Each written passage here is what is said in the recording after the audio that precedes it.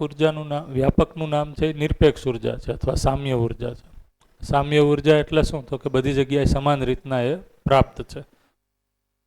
હવે જ્યારે એકમ છે, ઇકાઈ છે, આ અલગ અલગ અવસ્થાઓ છે, એ એને ગ્રહણ કરે છે, તો એ ગ્રહણ અથવા તો એની અંદર ક્રિયાશીલતા જે છે, એ ક્રિયાશીલતા છે એ જે પદાર્થાવસ્થા, પ્રાણાવસ્થા, જીવાવસ્થા અથવા તો જ્ઞાનાવસ્થા પ્રમાણે એની પાત્રતા પ્રમાણે છે.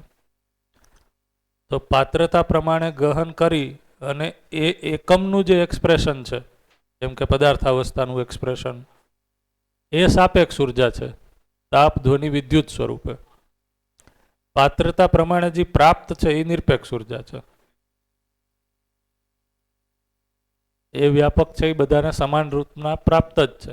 આ એના જેવું એક્ઝામ્પલ છે કે આ શિબિરમાં અહીંયા આપણે જેટલા લોકો બેઠા છીએ એ બધા લોકોને જે હું બોલું છું એ કન્ટેન્ટ સ્વરૂપે સમાન રૂપે પ્રાપ્ત છે. તો એ સામ્ય ઉર્જા અથવા તો નિરપેક્ષ ઉર્જા સાથે આપણે એનાલોજી કમ્પેર કરી શકીએ. એક્ઝેક્ટલી નથી, પણ તમારી અંદર એ વસ્તુ કેટલી થાય છે ગ્રહણ, બરોબર? તો તે તમારી પાત્રતા પ્રમાણે ગ્રહણ થાય છે.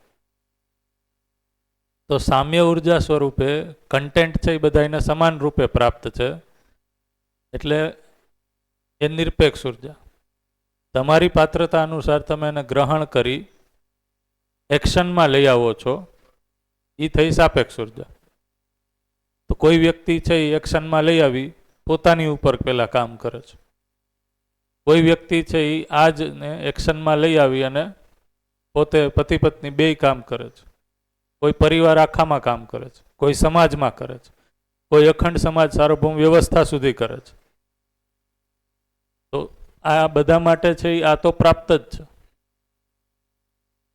પણ એનો પાત્રતા વર્ધન પ્રમાણે છે એનું એક્સપ્રેશન છે એ સાપેક્ષતામાં એનો વ્યાપ છે એ વધતો જાય છે. હવે કાલે મેં એક વાત કરી હતી, જો બધાનું એના ઉપર ધ્યાન ગયું હોય તો, જ્યારે આપણે ઉર્જા શબ્દને જોઈએ છીએ તો ઉર્જા એટલે આપણા માટે મેજર જે ખ્યાલ છે એ સાપેક્ષ ઉર્જા સ્વરૂપે જ છે. કાર્ય ઉર્જા એને એક નામ કીધું. તો એ હંમેશા કોઈ ઇકાઈમાં બીજી ઇકાઈના રેફરન્સમાં આવી છે, સાપેક્ષમાં આવી છે. અને ઉર્જા નામ સાંભળીને આપણને છે એ ઈચ્છા થાય કે ઉર્જાની કમી તો છે, તો ઉર્જા છે એ કઈ રીતના પૂરી કરીએ. તો આ તો સામ્ય ઉર્જા કીધું કે નિરપેક્ષ ઉર્જા સ્વરૂપે બધે જ પ્રાપ્ત જ છે. તો ઘણીવાર છે એ અધ્યયન શિબિરમાં અમુક લોકો એવા પ્રશ્ન પૂછતા હોય કે આ નિરપેક્ષ ઉર્જા છે એને જ આપણે છે એ ઉર્જા તરીકે ઉપયોગ કરીને કોઈ મશીન ચલાવી શકીએ? આ કેટલા લોકોને ખ્યાલ આવ્યો વસ્તુ જે મેં પૂછી? ગુડ. તો કાલે આ ચર્ચા કરી હતી કે આ સાપેક્ષ ઉર્જાને ટેપ કોણ કરી શકશે, ગ્રહણ કોણ કરી શકશે? કોઈ મશીન નહીં કરી શકે. જાગૃતિ પહેલાય છે એ ચૈતન્ય ઇકાઈ જાગૃત નથી ત્યારે આ સાપેક્ષ ઉર્જાના પ્રભાવમાં છે એ આશા વિચાર ઈચ્છા સંપન્ન તો છે જ, જાગૃત નથી એ પહેલાય. ભ્રમિત માનવે છે એ શું કર્યું? તો કે આજે અલગ અલગ કાર્ય ઉર્જા છે એના સ્વરૂપોને શોધ્યા ને. હા, તો ડાયરેક્ટ છે એ કોઈ એવું ફિઝિકલ મશીન નથી, કોઈ ભૌતિક વસ્તુ નથી, કે કોઈ જડ ચેતન પરમાણુ નથી, સોરી જડ પરમાણુ, ચેતન નહીં, જે આ સાપેક્ષ ઉર્જાને છે એ ગ્રહણ કરી, સોરી નિરપેક્ષ ઉર્જાને ગ્રહણ કરી અને સાપેક્ષમાં કન્વર્ટ કરી દે. આ ખ્યાલ આવ્યો?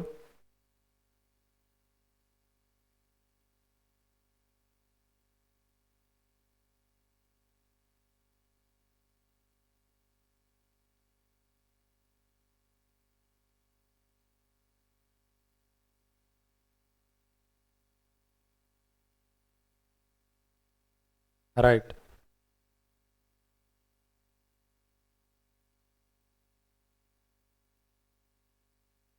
હા, માઇક લઈ લ્યો તમે. હા, પાછું બોલો એકવાર. હા, પાછું બોલો એકવાર. ભૂલી ગયા. મૂળ સોર્સ છે હા, આ કાઇનેટિક એનર્જી છે, કાઇનેટિક વિન્ડ એનર્જી એનર્જી છે, છે. વિન્ડ એનર્જી છે, વિદ્યુત છે, ચુંબકીય છે, બધી જ એનર્જીનો સોર્સ છે વ્યાપક જ રહેશે. કારણ કે માણસે 4.5 ક્રિયાઓમાં સાપેક્ષ ઉર્જાને ઓળખી અને બીજી ઉર્જામાં એને કન્વર્ટ કરવામાં સફળ થયો છે. નિરપેક્ષ ઉર્જાને ઓળખી અને એને સાપેક્ષ સાપેક્ષ ઉર્જામાં ઉર્જામાં કન્વર્ટ કરી અને અલગ અલગ બીજી કન્વર્ટ ટુ કન્વર્ટ બીજી ઉર્જામાં પણ કન્વર્ટ કર્યો છે એમ.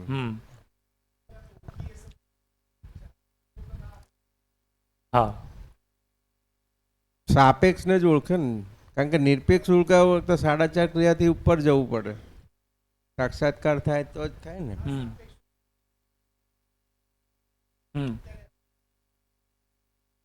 હા, એટલા માટે ઓળખી શબ્દ નહીં આવે, પણ ચૈતન્ય ઇકાઈમાં જે પણ બાય ડિફોલ્ટ આ આશા વિચાર ઈચ્છા સંપન્નતા તો છે જ કે એના માટે તમે કોઈ પ્રયાસ કરો છો. આ ખ્યાલ આવ્યો? મૂળ પ્રશ્ન છે એ શું હતો અમે જ્યારે આ રીતના ચર્ચા કરતા હતા ત્યારે, કે કોઈ એવું યંત્ર છે જે યંત્ર એટલે શું થયું? ભૌતિક વસ્તુ જ થયા. આ ભૌતિક વસ્તુથી જ બનેલી હશે ને યંત્ર, જડ પરમાણુથી જ બનેલી હશે. તો કોઈ જડ પરમાણુનું મિકેનિઝમ ડાયરેક્ટલી આ નિરપેક્ષ ઉર્જાને છે એ ટેપ કરે, ગ્રહણ કરે અને એને છે એ સાપેક્ષ ઉર્જામાં તાપ ધ્વનિ વિદ્યુતમાં છે એ કન્વર્ટ કરી શકશે. એવું થઈ જાય તો કેવું સારું એમ. તો ઉર્જાની ડિમાન્ડ છે એ બધી પૂરી થઈ ગઈ એમ. કલ્પના છે અહીંયા પહોંચી. ખ્યાલ આવે છે? તો એ રીતના પોસિબલ નથી. કઈ રીતના પોસિબલ છે? તો કે આ યંત્ર અને આ જે નિરપેક્ષ ઉર્જા છે, નિરપેક્ષ ઉર્જા એની વચ્ચે છે એ માનવનો ઇન્ટરફેસ જોશે. આ બાયોલોજીકલ યંત્ર જોશે. એટલે બાયોલોજીકલ યંત્ર 4.5 ક્રિયામાં ડેવલપ થયો છે કે પૂર્ણ 10 ક્રિયાઓને જાગૃત કરીને પૂર્ણ થયો છે? હા, અહીંયા હા બસ એટલે અહીંયા જ છે હું કહું છું, અહીંયા જ સમજવાની વાત છે. તો આ જેટલી પણ સાપેક્ષ ઉર્જા છે અત્યારે તમે જોવો, આ જેટલી પણ સાપેક્ષ ઉર્જાનું પ્રકટન છે, માણસે ઇનોવેશન કર્યા છે, શોધ, wind energy, kinetic energy, solar energy, આ બધી જ એનર્જી છે એ શોધ કરવા માટે માનવ છે એ અનુભવ સંપન્ન થયો છે? નહીં, નથી થયો. અનુભવ સંપન્નતા પહેલા જ ભ્રમિત સ્થિતિમાં જ આશા વિચાર ઈચ્છા છે એ આના કારણે છે એ અંદર છે જ. તો એ આશા વિચાર ઈચ્છા પૂર્વક જ 4.5 ક્રિયા પૂર્વક જ છે એ અહીંયા સુધી પહોંચ્યો છે. પણ અહીંયા સુધી પહોંચી એનું સંતુલનના અર્થમાં ઉપયોગ નથી કરી શક્યો, કારણ કે એ આશા વિચાર ઈચ્છા સુધી જ રહી ગયો. જે શ્રુતંભરા અને પ્રમાણ છે એ સંપૂર્ણ એક્સપ્રેશન, જેને તમે કીધું કે નિરપેક્ષ ઉર્જાને પહેચાની, ઓળખી, એ નથી થયું. તો આ જે એક્સપ્રેશન છે અત્યારે, એ તો ડિફોલ્ટ માનવ છે એ જે પરિસ્થિતિમાં છે 4.5 ક્રિયામાં, એ 4.5 ક્રિયાનું જ મેક્સિમમ એક્સપ્રેશન છે. હા, આઈન્સ્ટાઈને જે E બરાબર mc² શોધ્યું એ પણ વાસ્તવમાં તો સાપેક્ષ ઉર્જાની જ વાત છે કે ભાઈ મેટરનું એનર્જીમાં ને એનર્જીનું મેટરમાં રૂપાંતર થાય છે. આવી રીતે એકબીજાના ટ્રાન્સફોર્મેશનની વાત કરી કે energy is equal to mass, એટલે difference of mass delta M. તો માસમાં જ્યારે ડિફરન્સ થાય છે ત્યારે એનર્જી કન્વર્ટ થાય છે, પણ રિયલમાં એ બધી સાપેક્ષ ઉર્જાની જ વાતો છે, એમાં નિરપેક્ષ ઉર્જા આવી નથી. માનવ જાતિએ માનવ પરંપરામાં અત્યાર સુધી નિરપેક્ષ ઉર્જાને પહેચાનવાનું થયું જ નથી. ઉર્જા એટલે સાપેક્ષ ઉર્જા જ છે શબ્દ. તો આ એક ડોમેન થયો ગિરીશભાઈ, આ એક ડોમેન થયો. ઈ સાપેક્ષ ઉર્જા ભણ્યા છે, પણ આ સાપેક્ષ ઉર્જા ક્યાંથી મળે છે અને કેવી રીતે મળે છે એના ઉપર તો ક્વેશ્ચન માર્ક પહેલેથી છે જ પહેલેથી. તો ભૌતિક જગતે અથવા તો ભૌતિકવાદે તો આ જ મેક્સિમમ હાઇટ છે એ અહીંયા સુધી પહોંચી છે. એવી રીતના છે એ આદર્શવાદની મેક્સિમમ હાઇટ છે એ 4.5 ક્રિયા પૂરતી જ રહી છે. પરંપરાના અર્થમાં. કોઈ વ્યક્તિ છે એને પોતાને છે એ કોઈ સ્થિતિ સુધી પહોંચ્યો હોય એ અલગ વસ્તુ છે. રાઈટ. માસમાં નથી પહોંચ્યો એનું કારણ શું છે? કારણ કે ઘટના વિધિથી વસ્તુ થઈ છે, એટલે એજ્યુકેશન એનું શક્ય નથી, પોસિબલ નથી થયું. જે રીતના સાયન્સનું છે એ એજ્યુકેશન પોસિબલ થઈ ગયું કારણ કે ઓબ્જેક્ટિવ અધ્યયન છે એ સાયન્સનું થઈ ગયું. તો માણસનું ઓબ્જેક્ટિવ અધ્યયન અત્યાર સુધી ન થઈ ગયું, એટલા માટે માસમાં ન પહોંચી ગયું. એટલે અત્યારે છે એ તમે કોઈ પણ એજ્યુકેશનલ ઇન્સ્ટિટ્યુશન્સ કે ઓર્ગેનાઇઝેશનમાં છે એ માણસને ભણાવવાની વાત કરો તો એ તો રિલેટિવ છે એમ જ કહેશે. માણસની વ્યાખ્યા અત્યારે એજ્યુકેશનમાં છે એ અલગ અલગ એજ્યુકેશન ફ્રેટર્નિટીમાં અલગ અલગ છે. રાઈટ. સાયકોલોજીવાળા માણસને અલગ રીતના વ્યાખ્યાયિત કરે છે, બિઝનેસવાળા છે એ અલગ રીતના વ્યાખ્યાયિત કરે છે, મેડિકલ સાયન્સમાં પણ માણસને છે એ શરીર તરીકે વ્યાખ્યાયિત કરે છે.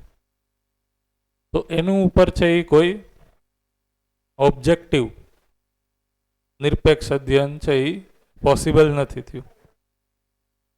તો કાલે આપણે જે આ ચર્ચા કરી, એટલે કાલે આ ધ્યાન દોર્યું હતું મેં, કારણ કે આ ક્વેશ્ચન છે એ કદાચ આવી શકે અધ્યયન ક્રમમાં હજી આવશે તો આને તમે વ્યવસ્થિત હજી સમજશો.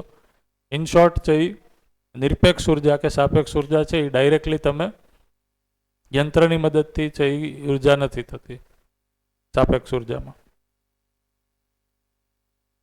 તો માનવ પોતાની કલ્પનાશીલતાપૂર્વક છે એ આ યંત્ર ઉપકરણને છે એ શોધે છે, એ રીતના ગોઠવે છે, અને એ ગોઠવણના કારણે સાપેક્ષ ઉર્જા છે એ પ્રકટન છે. રાઈટ. તો આજે હવે આપણે જે આ ચર્ચા કરવાના છીએ એમાં કાલે જે ચર્ચા થઈ એમાં આપણે જોયું કે અસ્તિત્વમાં શું વ્યવસ્થા છે. અસ્તિત્વ સહઅસ્તિત્વ સ્વરૂપે છે જ.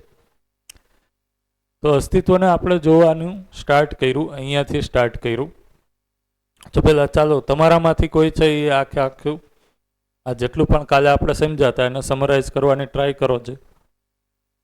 ત્યાં એવું લાગશે ઘટશે તો આપણે હું છે એમાં એડ કરવાની ટ્રાય કરીશ. પહેલાં તમે કયો જોઈ આ કોઈ સિક્વન્સ છે એ બધાને કઈ રીતના સમજાય છે, ટ્રાય કરો. ચાલો, કોઈને બોર્ડ ઉપર આવવું હોય તોય છૂટ છે, અને અહીંયાથી બેસીને સમજવા આવવું હોય તોય છૂટ છે. જે રીતના તમને અનુકૂળ આવે ટ્રાય કરો. જે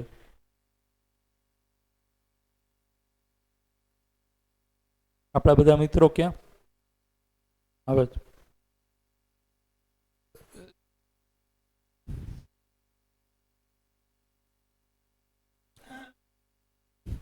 આરામથી, ના ઈચ્છા થાય જ.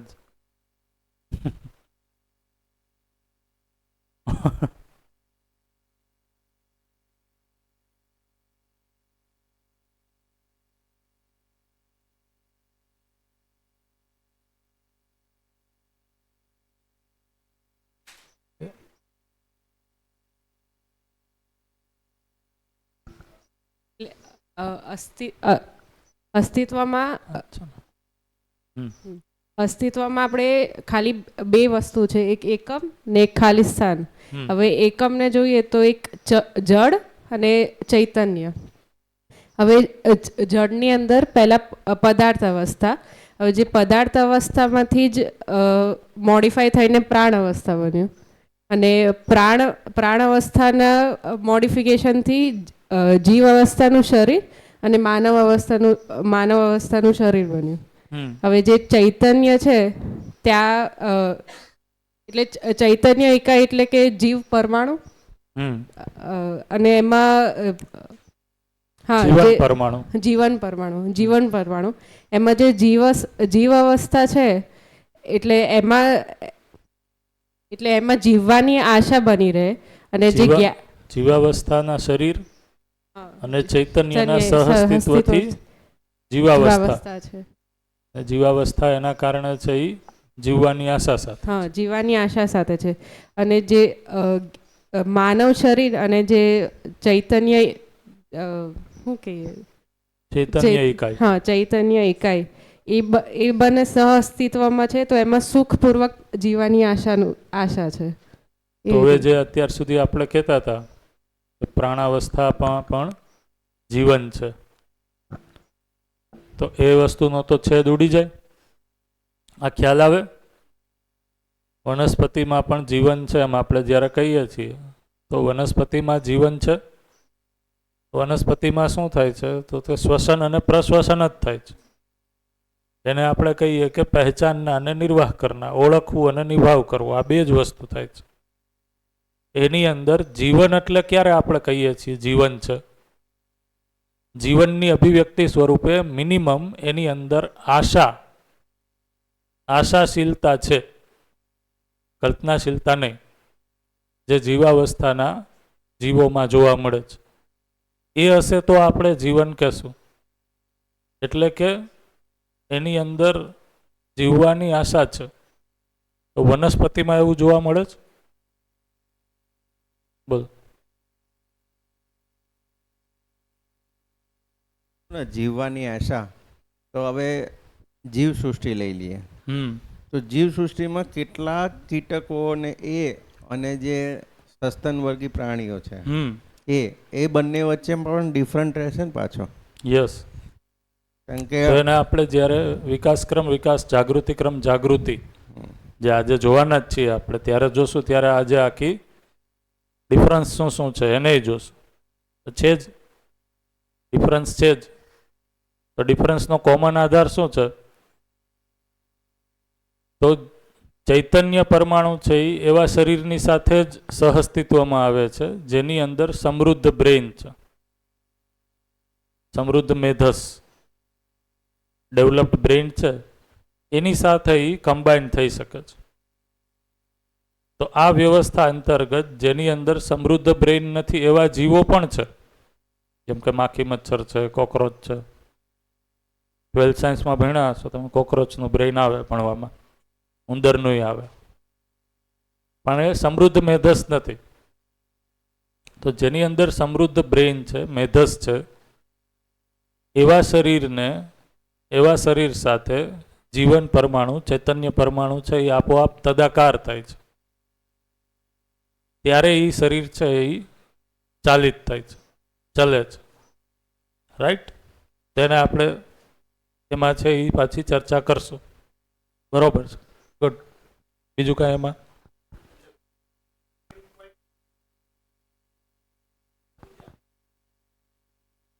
નહીં.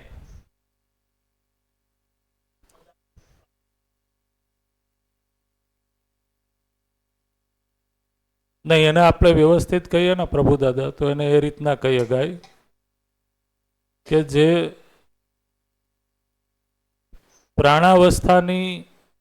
પ્રાણાવસ્થાથી છે એ સમૃદ્ધ રચના થઈ, એ જીવાવસ્થા થઈ. જીવાવસ્થામાં સૌથી સમૃદ્ધ રચના છે એ મેધસ છે.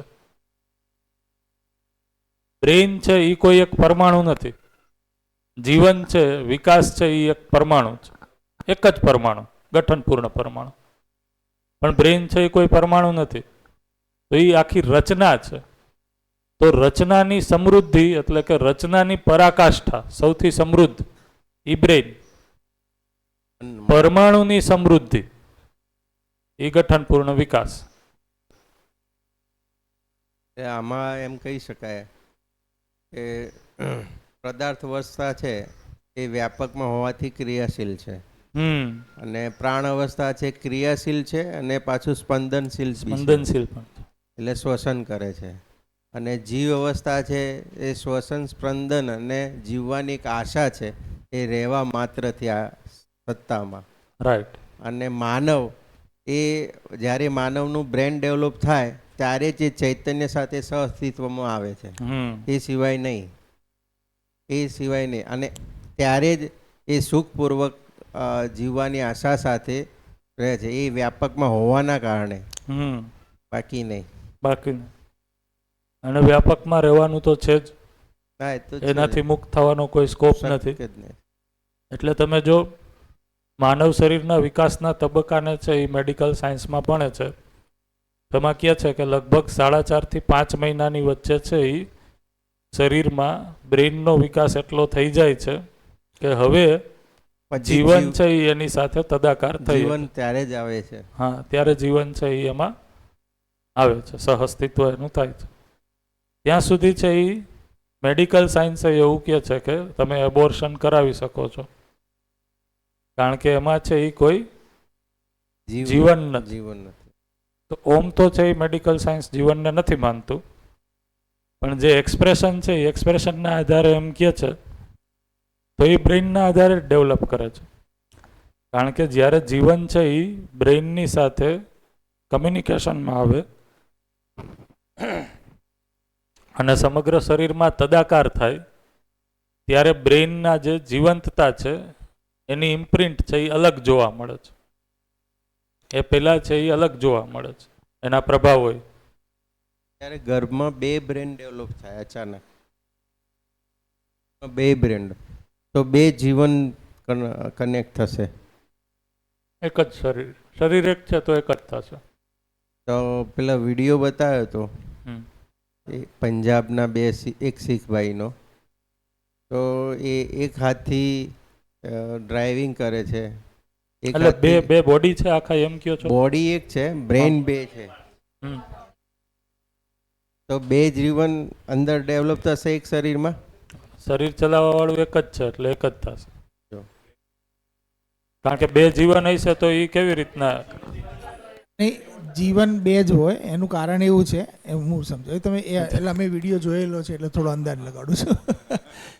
જેવી રીતે એક તો માનું શરીર, માનું જીવન, સાથે અંદર એક ગર્ભ છે. એ ગર્ભની અંદર એવું ડિફોલ્ટ થયું કે બ્રેન આટલા ઉપર ધડ ઉપરના 2 ભાગ બન્યા અને નીચેના પગ કોમન છે. અચ્છા, એટલે બ્રેન 2 થઈ ગયા. એટલે એનો મતલબ 2 બ્રેન, ઓકે, બંનેના પાછા ચોઈસ એ બધું અલગ અલગ બી છે. અચ્છા. બંને ગાડી પણ ચલાવે છે તો અલગ અલગ રીતે જ હેન્ડલ કરે છે. મતલબ 2 જીવન એક્ઝેક્ટલી આપણે કોઈ નથી કહેતા કે જુડવા ભાઈઓ છે, 3 બાળકો એક સાથે બી આવે, એવી ઘટનાઓ બી છે જ ને. એમાં તો છે એ તો અલગ એમાં અલગ તો 2 જીવન જીવન હોય. છે જ. તો એના જેવી જ ઘટના થઈ ગઈ ને. તો એક શરીરમાં, એક જીવનમાં બીજા ત્યારે બ્રેન ડેવલપ થાય, 1 થાય, 2 થાય, 3 થાય, પછી બાકીના શરીર ભેગા હોય તો એટલા જીવન આવે એમ કેવું છે. શું કહો છો? દાખલા તરીકે એક બોડીમાં 3 બ્રેન ડેવલપ થાય, 3 માથા, તો 3 જીવન આવે એમ. ના, એટલા માટે જ હું કહું છું કે એમાં પ્રયોજન આપણે જોવું પડશે. બ્રેઇનનું પ્રયોજન છે એ શરીરને ચાલિત કરવા છે. શરીર એટલે આપણે શું કહીએ છીએ? 2 વસ્તુ છે. કર્મેન્દ્રિય કઈ કઈ છે? કર્મેન્દ્રિય કઈ કઈ છે? 5. કઈ કઈ છે? હા, ઉત્સર્જન તંત્ર, બરોબર, આ કર્મેન્દ્રિય છે. અને જ્ઞાનેન્દ્રિય છે એ 5 છે. આને ચાલિત કરવા માટે છે એ બ્રેઇનની જરૂર પડે, કારણ કે આ કોમ્પ્લેક્સ શરીર છે. રાઈટ?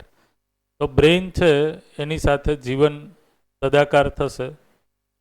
એ આધાર શું હશે? તો કે આ બ્રેઇન દ્વારા આ શરીરને ચલાવી શકે. તો હવે કર્મેન્દ્રિય છે એ સિંગલ જ છે, તો એને ચલાવવા માટે છે એ નહીતર છે એ શરીરની અંતર જ અંતરવિરોધ થશે. એટલે આ રીતનો કેસ તો મેં પહેલી વાર જોયો, ખ્યાલ નથી. પણ આ બધી સહજ ઘટનાઓ નથી, આ તો બધી બહુ આકસ્મિક રેર ઘટનાઓ છે. 2 માથા હોય એવું આપણે છે એ ક્યાંક સાંભળ્યું છે, મેં જોયું નથી અત્યાર સુધી. તો કારણ કે શરીર જે ચાલિત કરશે, 2 જીવન હશે તો શું થશે? એક જીવન એવો નિર્ણય લેશે કે મારે તો છે રાઈટ ડાયરેક્શનમાં પગને ચલાવવા છે, ને એક કહેશે મારે છે એ લેફ્ટ. તો પગ તો અહીંયા બોલો. એ એકબીજા સાથે એટલા જોડાયેલા છે જીવનો કે એકબીજાને અન્ડરસ્ટેન્ડિંગ કરે છે. બરોબર. એટલે ત્યારે કોઈ કોમ્પ્લેક્સ કે કોઈ એવો વિરોધાભાસ પેદા થતો તો એ સેન્સમાં છે એ 2 જીવન છે, પણ એક્સપ્રેશન છે એ એકનું જ છે. એકનું જ છે. હા, એ બંને એકબીજા સાથે એકદમ પેલા થઈ ગયા છે કે શું કહેવાય, એમ ટ્યુન્ડ છે, સિંક છે, સિંક્રોનાઇઝ થઈ ગયા છે. જેમ પતિ પત્ની સંબંધમાં થાય એમ. હા, એક જો થાય તો એક શરીર 2 મન, 2 એક એવું. કારણ કે પતિ પત્ની શરીરમાં અપેક્ષા તો એ જ શરીર છે. એક મન, શરીર 2 રહેશે પણ મન એક. એટલે શું કે 2 મન વચ્ચે કોઈ અંતર વિરોધ આને કદાચ આપણે આવી રીતે સમજી શકાય કે માની લો કે આપણે જે પ્રાણીઓમાં જોઈએ, જીવ અવસ્થામાં બી જુઓ તો શરીરને ચૈતન્ય તો છે જ. તો કોઈ અમારા ત્યાં આજુબાજુ બધા ભૂણ ઘણા બધા છે, જ્યારે જન્મ આપે ત્યારે ઘણા બધા બચ્ચાઓને જન્મ આપે તો એના અંદર ઘણા બધા જીવન હા. તૈયાર થયા જ. બિલકુલ. એવી રીતે કોઈક માન લો કે કોઈ કૂતરી છે તો એ ઘણા બધા ગલગોડિયાનો જન્મ આપે છે, તો એમાં ઘણા બધા ચૈતન્યનું તો આવ્યા જ. તો એક ચૈતન્યમાં ઘણા બધા ચૈતન્ય રહીને એક બોડી તૈયાર થઈ ચૈતન્યમાં નહીં, એક શરીરની શરીરમાં. અંદર ઘણા તો બધા મેઇન શરીર. શરીર છે એનું તો ચૈતન્ય છે જ, એની સાથે બીજા શરીરમાં ચૈતન્ય આવે, બરોબર છે, એ તો બરોબર જ છે. એ તો જુડવાની અંદર ધારો કે 2 શરીર છે કે ત્રુડવાની અંદર 3 અલગ અલગ શરીર છે, તો એની અંદર એટલા ચૈતન્ય રહેશે જ. પણ મેઇનલી જો આપણે પ્રયોજનને અથવા તો હેતુને પકડીએ તો શું છે, તો કે બ્રેઇન છે એ શરીરને ચલાવે છે. શરીર એટલે કર્મેન્દ્રિય અને જ્ઞાનેન્દ્રિય. બ્રેઇન ખાલી નહીં ચલાવી શકે, કારણ કે આખી કોમ્પ્લેક્સ રચના છે. કોમ્પ્લેક્સિટી માનવ શરીરની એટલી વધારે છે કે એ ખાલી બ્રેઇનથી ચાલિત નહીં થાય. કોકરોચમાં એવું નથી, નિશ્ચિત છે, બહુ નિશ્ચિત ફંક્શનાલિટી છે. પણ એટલા માટે છે એને ચલાવવા માટે જીવનની જરૂર છે. તો હવે જીવન છે એ બ્રેઇનની સાથે તદાકાર થશે. એનો આધાર શું છે, તો કે કોઈ શરીરને ચલાવવા માટે થશે. એ કેટલા શરીર છે એના આધારે એનું તદાકાર થશે. પણ આવી ઘટનાઓ રેર હશે અને એમાં કેસ ટુ કેસ મારા ખ્યાલથી વેરી થતું હશે. ઓમ જોઈએ તો તમે જે રીતના કીધું એ પ્રમાણે ભલે 2 જીવન છે, સાયન્સ પૂર્વક તો છે એ તમે એ નક્કી જ નહીં કરી શકો. સાયન્સ છે એ કોઈ એની વિધિ નથી એની પાસે, તો બ્રેઇનને જ જીવન ગણે છે. એટલે જો તમે એનો વિડીયો જોશો તો વિડીયોમાં જે વ્યાખ્યાયિત કરવાની ટ્રાય કરશે એનો આધાર છે એ બ્રેઇન 2 અલગ છે એના આધારે છે, રાઈટ. એટલા માટે એ બધાય સિંક્રોનાઇઝેશન આ તો બધું ડિફાઇન કરશે. તો એટલે આ કેસને આપણે છે ઓમ જોઈએ, જો વધારે આનો પ્રામાણિક જવાબ આપીએ તો અનુભવ સંપન્નતામાં છે એ આપણે આને સ્ટડી કરી શકીએ આવા કેસને. પણ નોર્મલ કેસમાં તો આપણે અત્યારે સ્ટડી કરી શકીએ છીએ, બરોબર. તો એક ગર્ભમાં છે 2 બાળકો હોય, 3 બાળકો હોય, એમાં તો એટલા જીવન રહેશે જ. પછી એ જીવ શરીર હોય કે માનવ શરીર હોય, રાઈટ. તો અહીંયા સુધી છે એ તમે ક્રિશીએ કીધું માનવ શરીર જ્ઞાનાવસ્થાની ઇકાઈ સુધી. એનાથી આગળ યસ. આ જે હાલ વાત થઈ 2 બ્રેન વાળી, બરોબર. કદાચ 2 બ્રેન હોઈ શકે, પણ આપણો જીવનની જે વાત છે તો જીવન તો પુંજાકાર આકારે છે, શરીર તો એક જ છે. ભલે 2 માથાની નીચેનું ધડ અલગ હોઈ શકે, જે વિડીયોમાં જે પ્રમાણે વાત કરી હાલ તે પ્રમાણે 2 શરીર અલગ અલગ ઉપરથી હોઈ શકે, પણ એક આખું શરીર તો સંયુક્ત રૂપે એક જ છે. તો એના અંદર જીવન તો એક જ હોઈ શકે, કારણ કે એ તો પુંજાકાર આકારે છે અને આરપાર છે, મીન્સ કે વ્યાપકના અંદર છે. તો એ એવું જ હોઈ શકે એમ. તાર્કિક રીતે દર્શનના તર્કોને તમે સજાવો, એક પછી એક મૂકો લોજિકલી, તો એ જ નિષ્કર્ષ નીકળશે, રાઈટ. પણ હું એમ કહું છું કે જોઈ લેશું અનુભવ સંપન્નતામાં, બરોબર. કારણ કે આ કોઈ નોર્મલ કેસ તો છે નહીં કે હાલો દરરોજ આપણા ઘરની નીચે જે શેરીમાં 10 ઘર છે એમાં બધામાં છે આવી રીતના બાળકો પેદા થાય છે. તો આપણે એનું સ્ટડી કરવું પડશે એમ, કારણ કે વ્યવસ્થાના ભાગરૂપે એનું સ્ટડી કરવું પડશે. તો કરી લેશું આપણે રેર કેસનું. જો એક મનની જેમ જીવતા હોય તો આપણને કાંઈ પ્રોબ્લેમ નથી. જે રીતના જીવતા હોય એ રીતના જીવે. હા, તદાકાર તદ્રુપ આપણે જીવન ક્રિયામાં સમજાવશું. મને ખ્યાલ છે બેને પૂછ્યું હતું, એ આવે ને એટલે લઈએ. તદાકાર તદ્રુપ વિધિ છે સમજવા માટેની, મીનાબેન આવે ત્યારે લઈએ. એમને પૂછ્યું હતું. તો આ બાજુ ખાલી સ્થાનને હવે કેવી રીતના સમજાવશો? ખાલી સ્થાનને ચાલો એને કોણ સમજાવશે? અહીંયા સુધી તો ક્રિશીએ સમજાવ્યું, બાકીનું સમજાવો. એમાં બધા શબ્દોમાંથી જેટલા તમને સમજાય એટલા સમજાવો, બાકીના છે એ ગિરીશભાઈ માટે છોડી દો, એ સમજાવશે.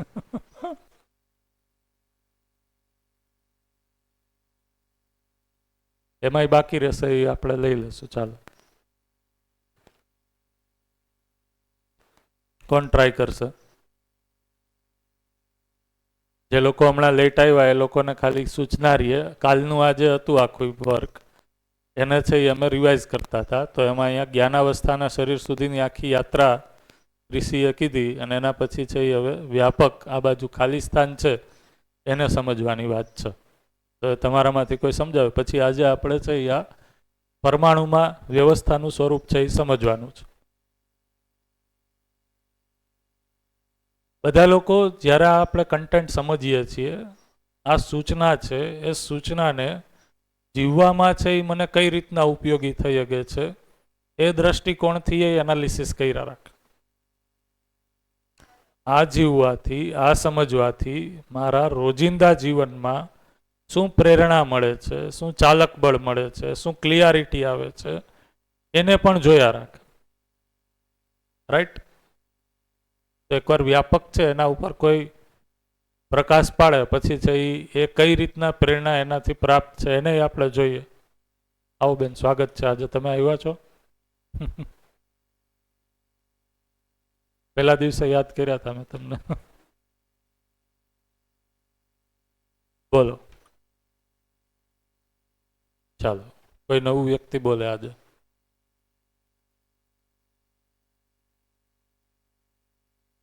હા,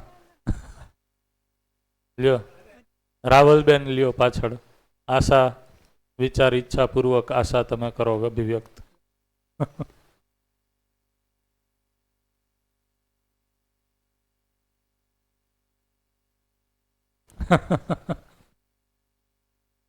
હર્ષા નામ કીધું? અચ્છા, હું આશા સમજુ છું એટલે મેં આશાબેન કીધું. હર્ષા રાવલ, બોલો હર્ષાબેન. ખાલી સ્થાનની વાત કરીએ તો એ ક્રિયાશૂન્ય છે, એટલે કે એની અંદર કોઈ ક્રિયા થતી નથી, માટે એને એક ક્રિયાશૂન્ય નામ આપ્યું. અસીમ એટલે કે જેની કોઈ સીમા નથી, એ નિરંતર નિત્ય છે જ, એટલે એને અસીમ નામ આપ્યું. પારદર્શી એટલે કે અસ્તિત્વમાં એ આર પાર છે, એટલે પારદર્શી. અને વચ્ચે હું છે બોલતો રહીશ એટલા માટે. અસીમ નામ આપ્યું એમ અનંત નામ આપીએ ગઈ? કેવી રીતના ના આપીએ ગઈ કયો છે? એની અંદર સીમા છે, એને ગણી શકાય. અને સીમાને ગણી, ઓકે. અસીમ છે એટલે એને આપણે ગણી ના શકીએ, રાઈટ. એટલા માટે. તો અનંત સંજ્ઞા, બોલો તમે બોલો. હા, અનંત જે ખરો ને એ સંખ્યા સાથે જોડાયેલી વસ્તુ છે. રાઈટ. અને આ સંખ્યા નથી, આ મતલબ. અને બીજું અનંત એટલે જેને ગણી શકાય છે, સીમા છે, જેથી દરેક ઇકાઈની એક સીમા છે, બોર્ડર છે. રાઈટ. એટલે 1 2 3 4 5 6 એમ ગણી શકાય છે. ઓકે. પરિચય શિબિર તો બધાએ હરખાઈ કરી છે ટૂંકમાં. વારંવાર કરી છે. ગુડ.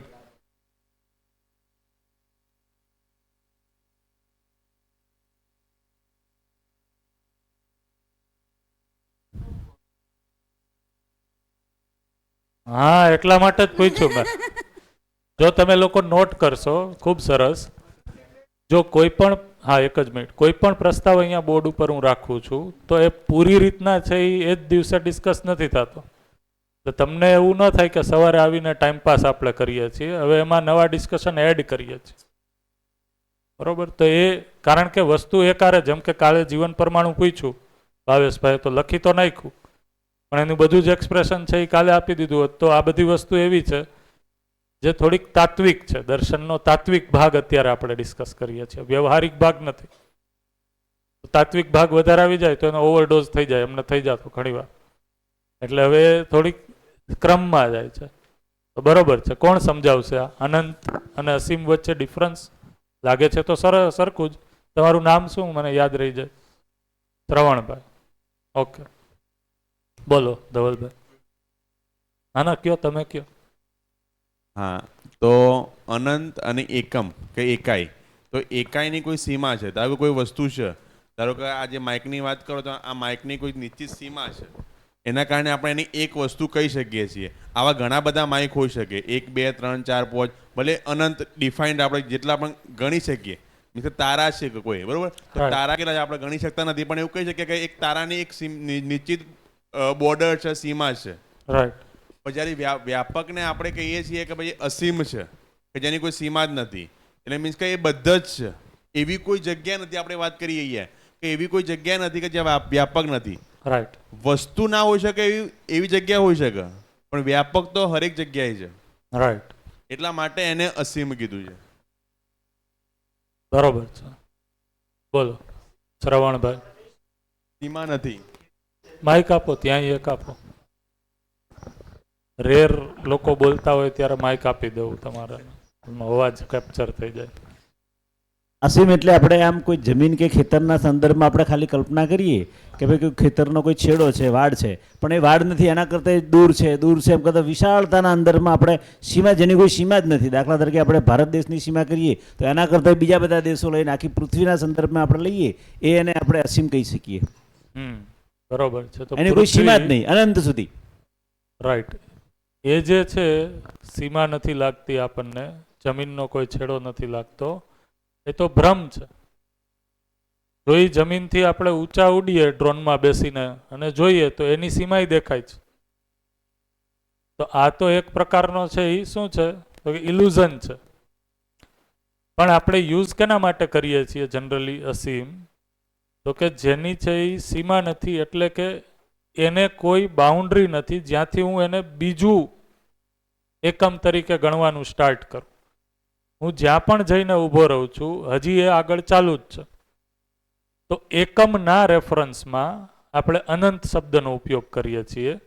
આવા એકમ છે એ પ્રમાણમાં વિપુલ હોઈ શકે, માત્રામાં વિપુલ હોઈ શકે, પણ એ હરેક એકમ ગમે એટલું મોટું હોય એની સીમા છે. જેમ કે ધરતી, ધરતીની એક સીમા તો છે જ, પણ એ મોટો એકમ છે. તો નાગરાજજીએ દર્શનમાં લખ્યું છે કે આવી અનંત ધરતીઓ છે, અસીમ ધરતીઓ છે એવું નહીં. પણ અસીમ અવકાશ કે વ્યાપક છે. તો અનંત એ એકમના રેફરન્સમાં યુઝ થાય છે. આવા એકમો છે એ સાઇઝમાં ગમે એટલા વિશાળ, પણ એક સીમા સાથે તો છે જ. એને ગણી શકાય છે, પણ ગણવાનો કોઈ અર્થ નથી, પ્રયોજન નથી એમ કહેવાય. જેમ કે આપણે ધવલભાઈએ તારાનું એક્ઝામ્પલ આપ્યું, તો તારા ગણી શકાય છે.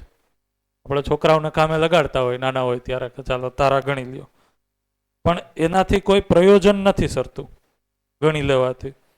એવી રીતના આપણા શરીરમાં કેટલા કોષો છે એ ગણી શકાય છે, પણ એ ગણવાનું કોઈ પ્રયોજન નથી. અને એ સંખ્યામાં અનંત છે એવું કહી દે છે, કારણ કે એની સીમા છે. તો જે સીમા સાથે નથી અને વિશાળ વિશાળતમ છે, એના માટે છે એ અસીમ શબ્દ છે. તો વ્યાપકને એના ખંડ ખંડ કરી ભાગ નથી કરી શકતા, ભાગ નથી કરી શકાતા, એટલા માટે એને ગણી નથી શકાતું, એટલા માટે એ અસીમ છે. તો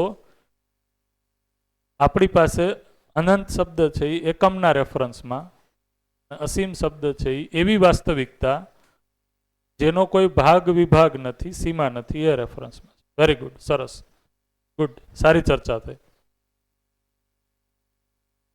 આગળ. યસ. આમાં પાણી તો હશે જ.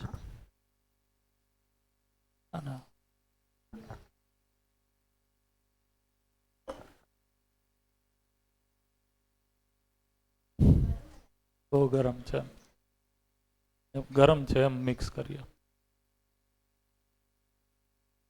હલો, બોલો. નમસ્તે. જે નમસ્તે. ચૈતન્ય એકમ છે એ નાશ નથી પામતું, બરાબર ને? તો હવે આ પૃથ્વી ઉપર કેટલા એવા ભેગા થઈ ગયા હે, નાશ તો થતો નથી, એનો નવા બને છે ને. સરસ, સારો એ સમજાવો થોડું. તો પહેલા આપણે છે એ પરમાણુમાં વ્યવસ્થાનું સ્વરૂપ આજે જોવાના છીએ, અને બપોર સુધીમાં કદાચ જો પૂરું થઈ જાય તો આપણે વિકાસક્રમ વિકાસ, જાગૃતિક્રમ જાગૃતિ જોશું. એમાં આ ચૈતન્ય પરમાણુ કેટલા, કેમ બને છે, ક્યારે બન્યા, અને બન્યા પછી જરૂર પડે એમ બને છે કે નહીં, આવી બાબતો ઉપર આપણે ચર્ચા કરીએ. હું ભૂલી જાઉં તો પાછું યાદ દેવડાવજો. રાઈટ. ક્વેશ્ચન બધા લોકોને આ ખ્યાલ આવ્યો? આ ક્વેશ્ચન બરોબર છે, આને સમજવા જેવો છે. ગુડ. આગળ. કાલના તમારા જે ક્વેશ્ચન હતા એ હજી બાકી જ છે ને? એડ્રેસ કરવાનો. બોલો. Yes, continue. પારગામી એટલે કે ખાલિસ્તાન એ અસ્તિત્વમાં ડૂબેલો, ભેગેલો અને ઘેરાયેલો હોવાથી એ પારગામી છે. પછી અખંડ, તો જેને ખંડ ખંડમાં વિભાજિત નથી કરી શકાતો માટે તે અખંડ છે. ખાલિસ્તાન જે આશા, વિચાર અને ઈચ્છા સાથે બનેલો છે માટે તે નિરપેક્ષ ઉર્જા એને એક નામ આપ્યું છે. પછી તે નિત્ય છે જ, નિરંતર છે માટે નિત્ય.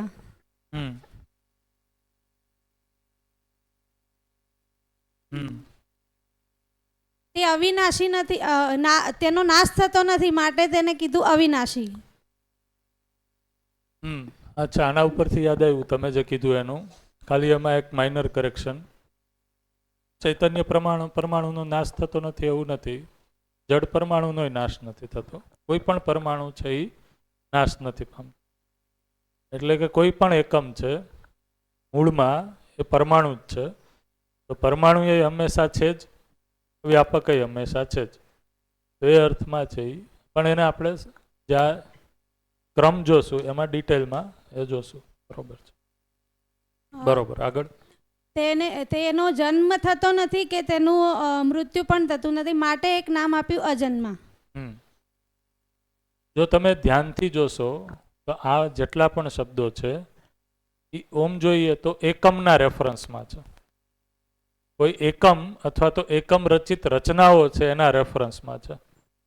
તો વ્યાપકને સમજાવવા માટે, કારણ કે વ્યાપક અથવા તો ખાલિસ્તાન એ અસ્તિત્વની બે વાસ્તવિકતાઓમાંની એવી વાસ્તવિકતા છે જે આનાથી ભિન્ન છે. તો આ શું નથી એ કરીને સમજાવવાનો એક પ્રયાસ છે. હા, આદર્શવાદના જ છે. તો આદર્શવાદના શબ્દોને અહીંયા અમુક શબ્દોને મૂકવાનો આધાર શું છે? કારણ કે આદર્શવાદમાં છે એ ઈશ્વરની જે પરિકલ્પના છે એ આ જ સ્વરૂપે ઓળખવામાં આવી. બરોબર.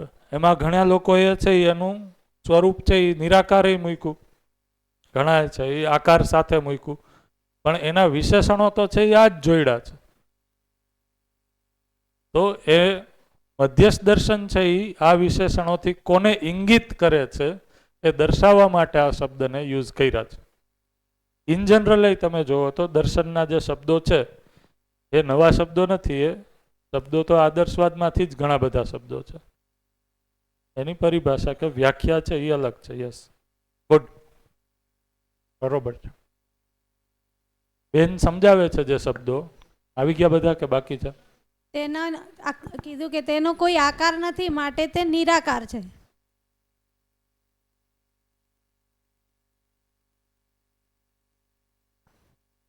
બરોબર છે, ચાલો. બાકી છે એ કોઈને કહેવાની ઈચ્છા છે? હા, બોલો. આ બે બોર્ડ છે, એક ઓછું થઈ જાય તો એક બોર્ડ રહે, એક પણ ન હોય તો શૂન્ય, કશું જ નહીંના સંદર્ભમાં છે. અને અહીં તો આપણે વ્યાપક ને અનંત ને અવિનાશી ને એ બધી વાત છે. એટલે એ શૂન્ય કયા સંદર્ભમાં છે? આપણે પેલું ગાણિતિક શૂન્ય એટલે કંઈ નથી એ શૂન્ય કે આ શૂન્ય એટલે એમ કે ભાઈ કઈ રીતે આ શૂન્યનું બે અલગ અલગ વિભાવના આપણને એવું લાગે છે. રાઈટ. તો એ શૂન્ય છે એ ક્રિયા શૂન્યના અર્થમાં છે. હરેક એકમ છે એ કોઈને કોઈ ક્રિયા સાથે છે જ, પણ એકમ સિવાયની વાસ્તવિકતા કોઈ ક્રિયા સાથે નથી. એટલે એ ક્રિયા શૂન્ય છે, એને જ છે એ બીજું નામ શૂન્ય કીધું. તો એ પણ વ્યાખ્યાયિત છે આ નથી એના રેફરન્સમાં જ કર્યું છે કે એકમ નથી, તો નથી કરીને જ વ્યાખ્યાયિત કર્યું છે. શું નથી? તો કે કાંઈ નથી, એને જ કીધું ખાલિસ્તાન, શૂન્ય. એટલા માટે એક એનું નામ છે એ શૂન્ય કીધું.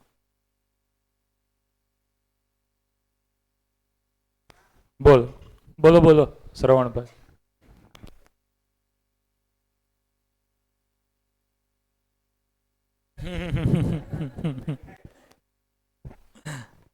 એમને નથી ખબર. સરસ. બીજા કોઈ છે એ સંજ્ઞા બાકી રહે છે? ખાલિસ્તાન પૂર્ણ છે એટલે કે એમાં કંઈ ઉમેરી શકાતું નથી અથવા એમાંથી કંઈ લઈ કાઢી શકાતું નથી. રાઈટ. એને શું કીધું તો કે ઈ ઓછા વધારેથી મુક્ત છે. જો કમ અધિક से મુક્ત है उसी को कहा पूर्ण है. ગુડ, બરોબર છે. એવી જ રીતના શુદ્ધ એટલે શું? શુદ્ધ એટલે શું?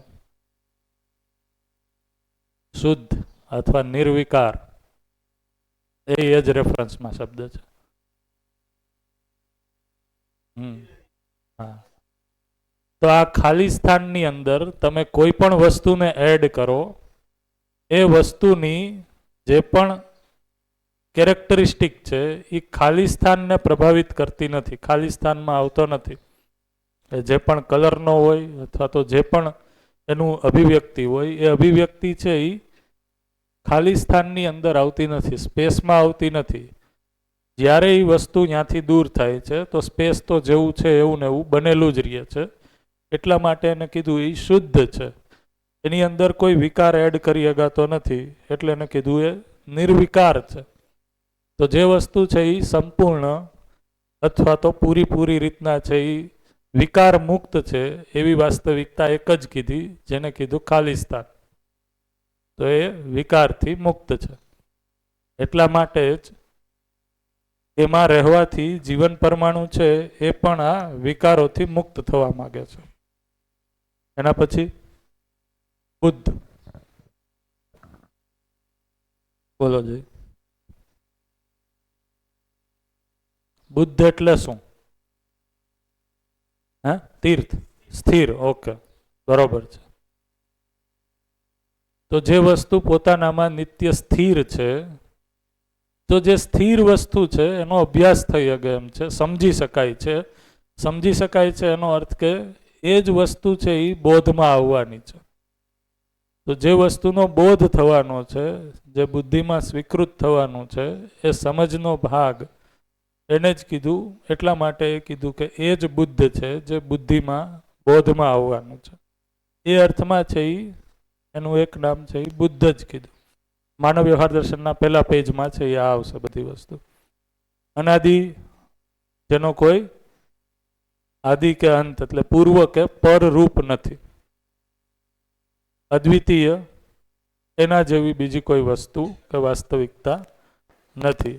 અવિનાશી એ આવી ગયું. ઈશ્વરનું જ બીજું નામ છે આ. મૂળ ઉર્જા આવી ગયું. મૂળ ઉર્જા તો ખ્યાલ આવ્યો ને બધાને. પરમાત્મા પ્લેસમેન્ટ માટે જ છે. ઈશ્વર કીધું, અલ્લાહનો મિનિંગ છે એ અનન્ય થાય છે. તો એ અનન્યના અર્થમાં જ થઈ જશે. અનન્ય એક અને માત્ર એક જ છે.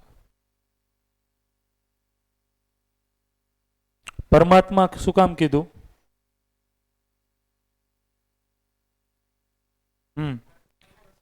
આત્માથી પણ પરમ, જે સૂક્ષ્મ છે એની એ આરપાર છે. એટલા માટે જ પરમાત્મા, અને મહાકારણ એટલા માટે જ કીધું. બરોબર. કારણ છે એ કોને કીધું છે? કારણ શરીર છે એ આત્માને કીધું છે. તો એનાથી આત્મા પણ જેમાં અનુભૂત થાય છે, એટલે એને કીધું મહાકારણ. એક નામ છે એ મહાકારણ પણ કીધું. નિર્વિકાર આવી ગયું. આ આસ્તિક છે એ કોને લખાયું છે? આમને નથી ખ્યાલ.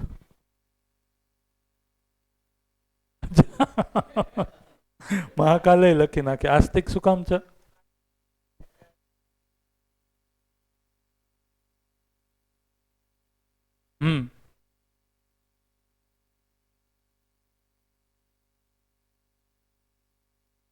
રાઈટ, બરોબર. રાઈટ રાઈટ રાઈટ એ રીતના છે એ અજન્મા પણ આવી ગયું. અધ્યાત્મ એટલે શું? તો કે જે સંપૂર્ણ આત્માઓ છે એનો એક આધાર છે, અને એ સ્વરૂપમાં કીધું અધ્યાત્મ. લોકેશ, તો લોક પ્લસ ઈશ, જે આ સંપૂર્ણ લોક છે, પ્રકૃતિ છે, ઐશ્વર્ય છે, એમાં જે ઈશ્વર સ્વરૂપે ઉપલબ્ધ છે એના અર્થમાં લોકેશ કીધું. સત્તા, આ એ ખ્યાલ જ છે. સત્તા એટલે શું?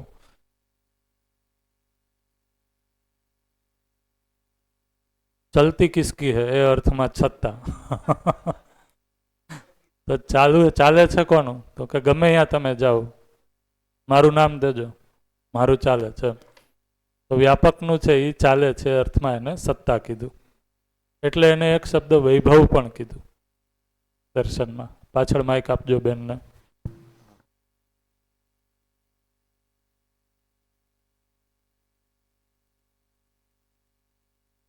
માઇકમાં રેકોર્ડિંગમાં જે લોકો સાંભળશે એના માટે છે. ખાલી સ્થાન જે તમે કહ્યું સ્પેસ છે, તો એને જ્ઞાન જ્ઞાન કઈ રીતના? કાલે કીધું તું, કોણ કહેશે? જેટલું યાદ હોય એટલું કયો છે. જ્ઞાન કઈ રીતના કીધું વ્યાપકને?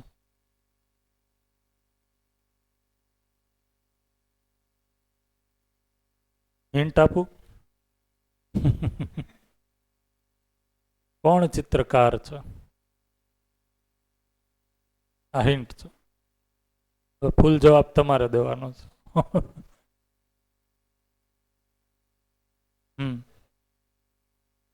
જ્ઞાન એટલે આમ તો જાણવું એવો મતલબ થાય ને. તો અલ્ટિમેટ એક માનવ તરીકે પણ મારે જેનો અનુભવ કરવાનો છે, જે જાણવાનું છે, અને એ જાણ્યા પછી બીજું કંઈ જાણવાનું રહેતું નથી. એ અલ્ટિમેટ સત્ય છે. અલ્ટિમેટ સત્ય મારા આગળ અનુભવમાં આવી જાય એટલે એને મતલબ જ્ઞાન એટલે જાણવું એ સેન્સમાં જોઈએ તો જાણવાની અલ્ટિમેટ એન્ડ રૂટ એ વ્યાપક છે. તો વ્યાપક અને વ્યાપકમાં રહેલી ઇકાઈયા, આટલી વસ્તુનું સત્ય છે ને એ જાણવાનું છે. એના માટે એને જ્ઞાન શબ્દ કદાચ. રાઈટ. હજી કોઈ એડ કરો? યસ નૈતિકભાઈ. આપણે પેલું લીમડાનું ઉદાહરણ આપીને સમજાવી દઉં કે લીમડાના પાન આવા જ કઈ રીતના છે. તો એ વ્યાપકમાં જે જ્ઞાન છે એના આધારે દરેક ઇકાઈની ડિઝાઇન થયેલી છે. તો એ રીતના એના જ્ઞાન કહી શકાય છે કે કોઈ પણ ઇકાઈનું જે મૂળ રૂપ છે એ જ્ઞાન જે બધું જે છે એ વ્યાપક પાસેથી જ મળતું હોય છે. તો કોઈ પણ એકમની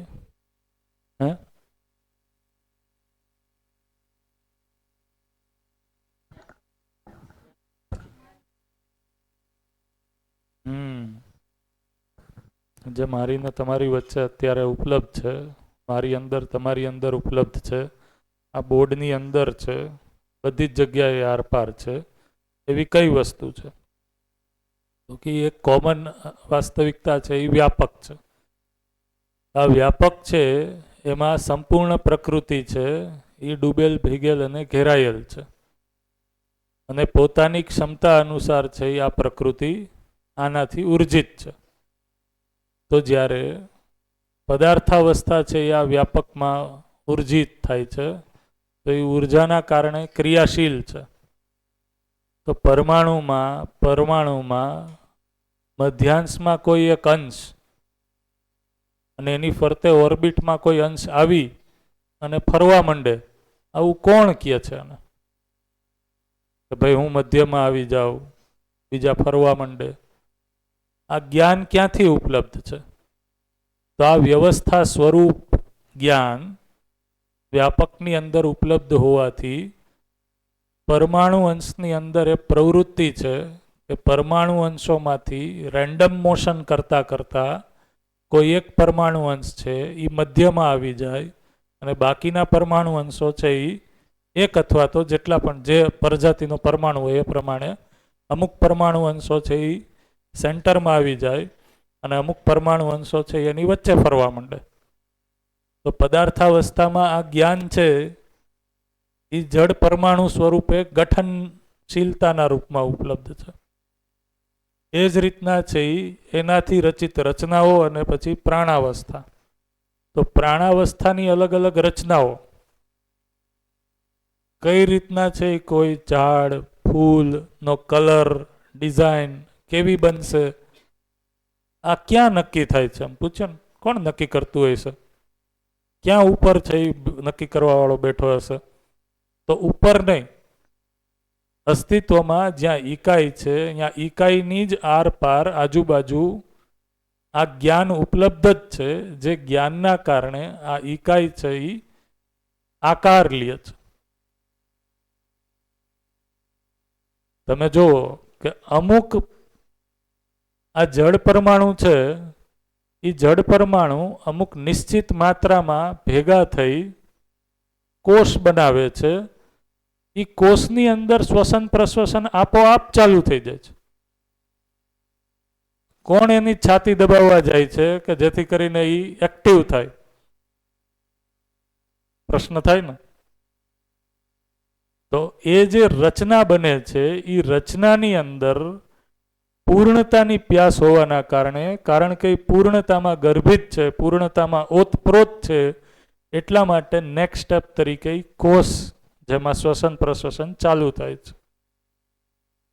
આવા કોષો ભેગા મળીને મોટી રચના બનાવવાનું કોણ નક્કી કરે છે? કે આવા એક નહીં, અનંત કોષો ભેગા મળી અને કોઈ પ્રાણાવસ્થાની વનસ્પતિ બની જશે. એ વનસ્પતિ છે એ આ જ પદાર્થાવસ્થાને જમીનમાંથી લઈ અને એનું કન્વર્ઝન કરી અને પાંદ બનાવશે, ડાળી બનાવશે, ફૂલ બનાવશે, ફ્રૂટ બનાવશે. આ કઈ રીતના નક્કી થાય છે? આ જ્ઞાન છે એ હરેક એકમને એની અવસ્થા અને રચના પ્રમાણે ઉપલબ્ધ છે. કોણ નક્કી કરે છે? તો આકાશમાં કોઈ બેઠું છે, લખવાવાળું ચિત્રગુપ્તનો ચોપડો, એક જ્ઞાની વ્યક્તિ છે. એવું ચિત્ર આપણે દેખાડીએ છીએ કે આપણે તો ઉપરવાળાની કઠપૂતળી છે, ઉપરથી આમ એક હાથ હોય, આમાં મલાવતો હોય, એમ આપણે હલીએ છીએ. તો એવું નથી. આ જ્ઞાન છે એ હરેક જગ્યાએ ઉપલબ્ધ હોવાથી આની સ્થિતિ પ્રમાણે એની અંદર ક્રિયાશીલતા અને સ્પંદનશીલતાનું પ્રકટન છે. એ જ રીતના જીવાવસ્થામાં છે આ. તો આ જો હરેક જે પરિમાર્જન છે એ પરિમાર્જન પહેલાની જે સ્થિતિ જોવો અને આ સ્થિતિ જોવો તો એમાં છે એ તદ્દન ડિફરન્સ જોવા મળશે તમને. તો એ જ્ઞાન સ્વરૂપે આ બધી જ જગ્યાએ કોઈ ઉપલબ્ધ હોય તો એ કોમન વસ્તુ મળી વ્યાપક. એના કારણે તાર્કિક રીતે, અત્યારે તો આપણે તાર્કિક રીતના જ સમજીએ છીએ, અનુભવ થશે ત્યારે છે એ અનુભવમાં આ વસ્તુ જ સ્પષ્ટ થશે કે આ જ છે જે ચાલક બળ તરીકે જે આ બધી જ સૃષ્ટિને ચલાયમાન કરે છે, ચાલિત કરે છે. એટલા માટે છે એને ઈશ્વરે કીધું. એટલા માટે જ છે ઈશ્વર છે એ જ્ઞાન સ્વરૂપ છે, જ્ઞાન ભંડાર છે. એટલું જલ્દી સમજાઈ જવું જરૂરી નથી. અધ્યયન માટે કંઈક તો બાકી રાખશો ને. બોલો. કાલે આપણે ગઠનશીલ અને ગઠનપૂર્ણ પરમાણુની વાત કરી. રાઈટ. તો ગઠનપૂર્ણ પરમાણુ સિવાયના તમામ પરમાણુ ગઠનશીલ જ છે? યસ. આપણે ક્યાં લખ્યા હતા ટોટલ? અહીંયા લખ્યા હતા ને. ટોટલ છે એ કેટલા થશે? 18, 19, 20 અને 21. તો ટોટલ છે એ 121 થશે. એમાંથી 120 છે એ કેવા છે? સાયન્સ એવું કહે છે કે 118 છે એ સાયન્સમાં પિરિયોડિક ટેબલમાં 118 છે. ભૂલી જાઉં ઘણી વાર હું આ વસ્તુ. વ્યવહારિક વસ્તુ જલ્દી યાદ રહે, તાર્કિક વસ્તુ જલ્દી યુઝમાં ન આવતી હોય એટલે યાદ છે એ ક્યારેક ના પણ રહે.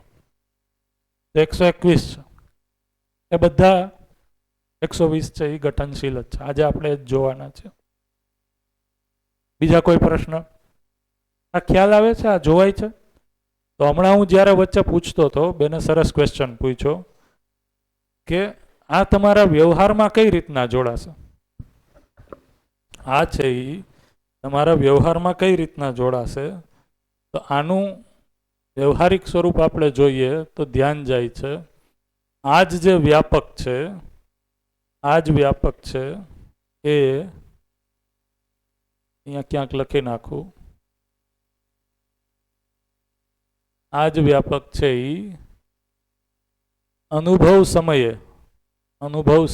અનુભવ કાળમાં આનંદ સ્વરૂપે ઉપલબ્ધ છે. અનુભવ સમયે મારી અંદર જે આનંદ એક્સપ્રેશન છે, હું આ લખ્યું, એ આનંદ સમયે આ વ્યાપક ઉપલબ્ધ છે. હે ના ના, આ બધાનો અનુભવ થઈ જાય એમ નહીં. આ વ્યાપક નામની જે વાસ્તવિકતા છે એ અનુભવ સમયે આનંદ સ્વરૂપે મારી અંદર અભિવ્યક્તિમાં છે. વ્યાપકનું અનુભવ કાળમાં એક્સપ્રેશન આનંદ. એવી જ રીતના કાર્ય કે વ્યવસાય સમયે નિયમ સ્વરૂપે ઉપલબ્ધ છે. પ્રકૃતિ સાથે હું જ્યારે કાર્ય કે વ્યવસાય કરીશ તો એમાં જે નિશ્ચિતતા છે, સિદ્ધાંત છે, એ નિયમ સ્વરૂપે છે. તો નિયમ છે એ કોનું પ્રતિરૂપ છે? ખાલી જગ્યાનું પ્રતિરૂપ છે. હજી આને આપણે આગળ લેવાના, નિયમ, નિયંત્રણ, સંતુલન. તમારી ક્વેરી છે ને તો એ લઈ લેશું ત્યારે આપણે, રાઈટ? તો અનુભવ કાળમાં આનંદ સ્વરૂપે, વ્યવસાય કાળમાં નિયમ સ્વરૂપે, એવી જ રીતના બીજી 4 વસ્તુ છે. કઈ કઈ છે કયો છે ખ્યાલ? માનવ વ્યવહાર દર્શનની આ વસ્તુ છે.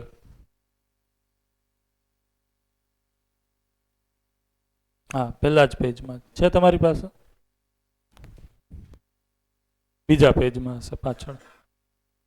પેલો અધ્યાય છે ને એમાં. એટલે જો આ અમુક વસ્તુ છે એ અધ્યયનની છે, એટલા માટે તરત જ સમજાઈ જાય એવું જરૂરી નથી. તો જાગૃત માનવમાં વ્યાપક સત્તા છે એ કાર્ય વ્યવહાર સમયે નિયમ સ્વરૂપે, વિચારકારમાં સમાધાન સ્વરૂપે ઉપલબ્ધ છે. વિચાર સમયે સમાધાન સ્વરૂપે ઉપલબ્ધ છે, બરોબર. અને અનુભવ સમયે આનંદ સ્વરૂપે, અને આચરણ સમયે સમયે છે એ ન્યાય સ્વરૂપે ઉપલબ્ધ છે. આ રીતના છે. 4 વસ્તુ છે.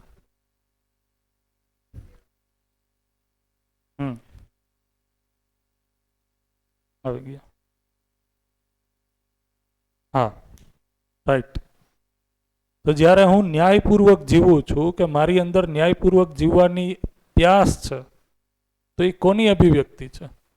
તો એ વ્યાપકની જ એક અભિવ્યક્તિ છે, વ્યાપકનું જ એક એક્સપ્રેશન છે. તો જ્યારે હું આચરણ કરતી સમયે ન્યાયપૂર્વક જીવું છું, અથવા મારી સાથે કોઈ ન્યાયપૂર્વક જીવે છે, તો મારી અંદર જે તૃપ્તિ છે એ તૃપ્તિ છે એ વ્યાપકનું એક્સપ્રેશન છે, વ્યાપકની અભિવ્યક્તિ છે. વિચાર સમયે જ્યારે હું સમાધાનમાં છું, એટલે કે તાર્કિક રીતે હરેક કેવું અને કહેવાનો ઉત્તર છે, એ સમયે એ સમાધાન સ્વરૂપે ઉપલબ્ધ છે. તો દર્શનનું આ પહેલું સ્ટેપ એ છે, જે આપણે પૂરી રીતના આપણે ન કહી શકીએ, કે દર્શનના સંપૂર્ણ અધ્યયન પછી તમારા જે તાર્કિક રીતના જે પ્રશ્નો છે એની તૃપ્તિ થઈ જાય છે. તો જે તાર્કિક રીતના પ્રશ્નોના કારણે જીવનમાં જે એક કોલાહલ હતો, એ વૈચારિક રીતે છે એ શાંત થઈ ગયો. તો વિચારના લેવલ ઉપર છે એ શાંતિ, એટલા માટે કીધું. તો દર્શનની વાંચવાથી, પઠનથી આટલી ઉપલબ્ધિ થાય છે. શું? તાર્કિક રીતના હવે તમને કોઈ પ્રશ્ન રહેતા નથી. જેમ કે ભાઈ, પતિ પત્ની સંબંધમાં હું પત્નીથી પરેશાન છું, શું કરવું મારે, કાંઈ ખબર પડતી નથી. આ શું છે? વિચારમાં જ છે એ સમસ્યા છે. તો હવે તાર્કિક રીતના તો ખબર છે કે ન્યાયપૂર્વક જીવવાનું છે, જીવી નથી શકતો. તો હવે જીવી નથી શકતો એ પ્રશ્ન છે, પણ ન્યાયપૂર્વક જીવવાનું છે એ ક્લિયર છે. એ સમાધાન સ્વરૂપે ઉપલબ્ધ છે. કાર્ય વ્યવહારમાં, વ્યવસાયમાં છે એ નિયમ સ્વરૂપે ઉપલબ્ધ છે, અને અનુભવ સમયે છે એ આનંદ સ્વરૂપે. તો તમે આ જો ઉપરની અભિવ્યક્તિ જોશો તો એ સૂક્ષ્મ છે, ધીમે ધીમે છે એ કાર્ય વ્યવહારમાં સ્થૂળ એનું સ્વરૂપ જોવા મળે છે, બરોબર. વિચાર અને આચરણમાં છે એમાં પણ સૂક્ષ્મ સ્વરૂપ જ જોવા મળે છે. આચરણનો ભાગ અભિવ્યક્તિમાં જે આવશે એ સ્થૂળ છે. તો આ વ્યાપકને છે આ સમજવાનું છે. આ સમજીને જીવનમાં જો હું જોવા જાઉં તો જીવનમાં જે આ મારી અંદર આચરણ સમયે આ બધી વસ્તુઓની જે પ્યાસ છે એ રીતના છે એ આ સમજવું છે એ ઉપયોગી છે. તો મારી અંદર આ સમજવા માટે જે પ્યાસ છે, અને જ્યાં સુધી સમજ નથી ત્યાં સુધી જે બેચેની છે, એનું કારણ શું છે? તો કે તાત્વિક રીતે અસ્તિત્વ સહજ રીતના વાસ્તવિકતાનું ઉદ્ઘાટન મારી સામે થયું નથી, એટલા માટે એની પ્યાસ બનેલી છે. હવે વાસ્તવિકતાનું ઉદ્ઘાટન છે એ મારી સામે છે, તો હવે મને જે તાર્કિક રીતના પ્રશ્નો હતા એનું સમાધાન થઈ ગયું છે. તો આને હવે છે એ આપણે પરમાણુમાં, આના પછી આપણે જોઈએ તો પરમાણુ ઉપર બધા લોકોના, કારણ કે ચૈતન્ય પરમાણુ છે એના ઉપર એ પ્રશ્ન હતા, તો હવે આપણે પરમાણુ શું છે એને સમજવાની ટ્રાય કરીએ.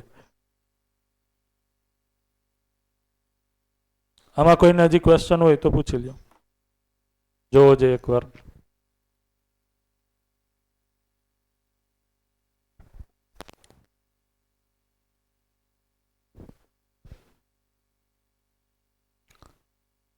તો પરમાણુમાં વ્યવસ્થાનું સ્વરૂપ છે, તો અત્યાર સુધી આપણે વિજ્ઞાન વિધિથી તો પરમાણુનું એક સ્ટડી કર્યું જ છે. તો મધ્યસ્થ દર્શન અનુસાર પરમાણુ છે એનું એક સ્વરૂપ છે, એમાં અમુક સામ્યતા છે વિજ્ઞાન સાથે અને અમુક છે એ ભિન્નતા છે. તો પહેલી ભિન્નતા એ છે કે પરમાણુ છે એ વ્યવસ્થાનું સ્વરૂપ છે એવું દર્શન કહે છે.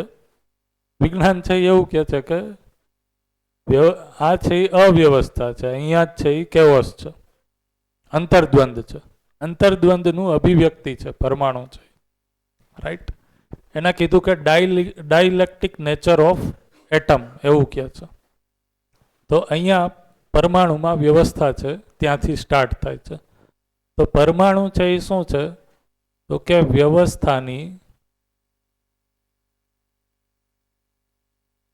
સૂક્ષ્મતમ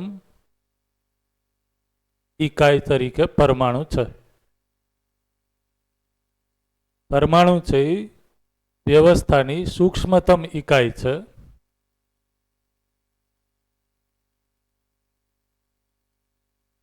આ પરમાણુ છે એને આપણે જોઈએ તો એ જળ પરમાણુ જે 120 પ્રજાતિના છે અને એક પ્રજાતિનું ચૈતન્ય પરમાણુ છે.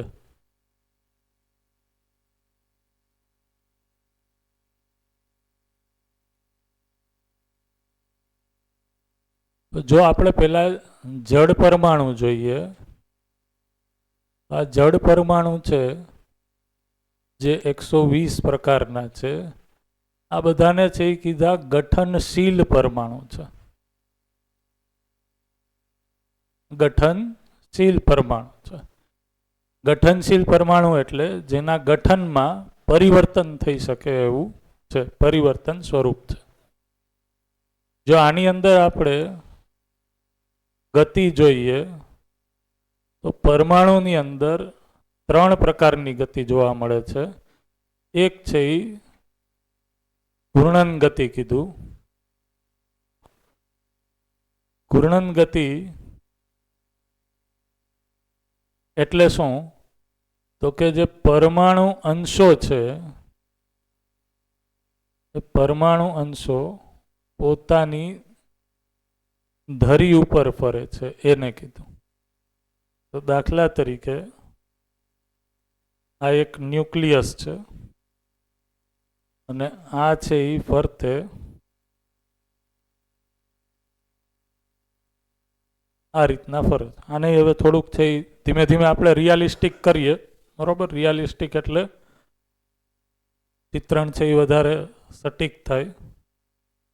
આ ન્યુક્લિયસ છે, તો આ જે ગોળ દોર્યું હતું એ આ રીતના એકચ્યુઅલમાં ઇલિપ્ટિકલ ટાઈપનું છે, લંબગોળ ટાઈપનું છે. આ પરમાણુ અંશો છે.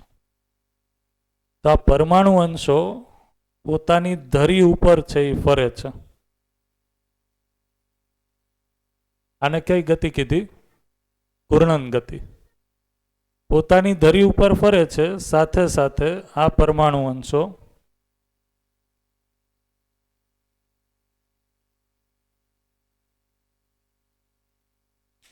એ આ નિશ્ચિત કાર્ય ગતિ પથ છે, અને કીધું નિશ્ચિત કાર્ય ગતિ પથ, એને કીધું પરિવેશ.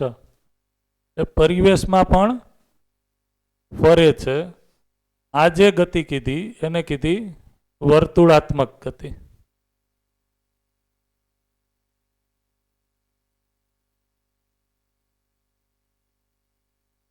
તો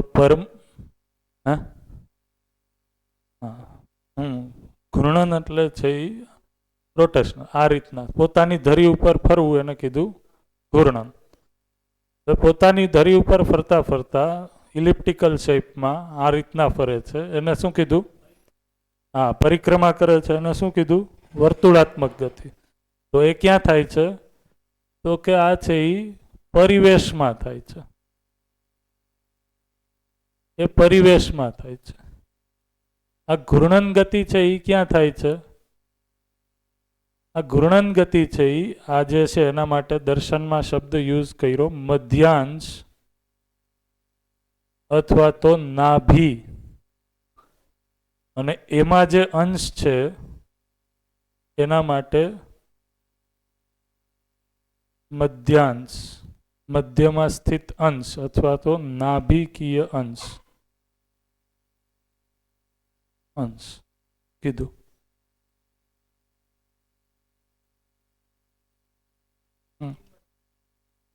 ન્યુક્લિયસ માટે મધ્યાંશ શબ્દ યુઝ કરે છે દર્શનમાં.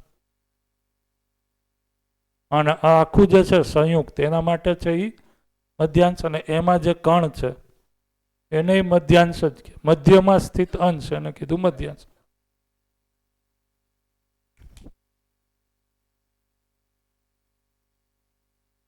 એને નાભી જ કહેવાય. બે યુઝ કર્યા છે. તમે કન્ફ્યુઝ થતું હોય તો અત્યારે આપણે કાઢી નાખીએ, નથી એમ કર્યું.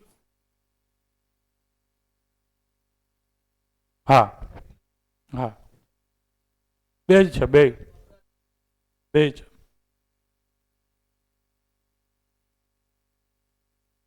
જળ પરમાણુ શીખીએ છીએ. જળ પરમાણુમાં આપણે બે વાળી રચના અત્યારે લીધી છે. બે થી સમજીએ, બાકી બધી છે એ સમજાશે. તો વર્તુળાત્મક ગતિ છે એ ક્યાં છે? તો કે પરિવેશમાં છે. ઘૂર્ણન ગતિ છે એ ક્યાં છે? તો કે મધ્યાંશમાં છે અને પરિવેશમાં પણ છે. તો ઘૂર્ણનપૂર્વક છે એ વર્તુળાત્મક ગતિ છે એ કરે છે. વર્તુળાત્મક ગતિ છે એ અહીંયા જે પરિવેશમાં ફરવાનું છે એને કીધું વર્તુળાત્મક ગતિ. અને ત્રીજું જે ગતિ જોવા મળે છે, જે આ ઘૂર્ણન અને કંપન ગતિનો સંમિલિત પ્રભાવ છે એને કીધું કંપન ગતિ. હું એને અહીંયા જ લખી નાખું, કંપનાત્મક ગતિ.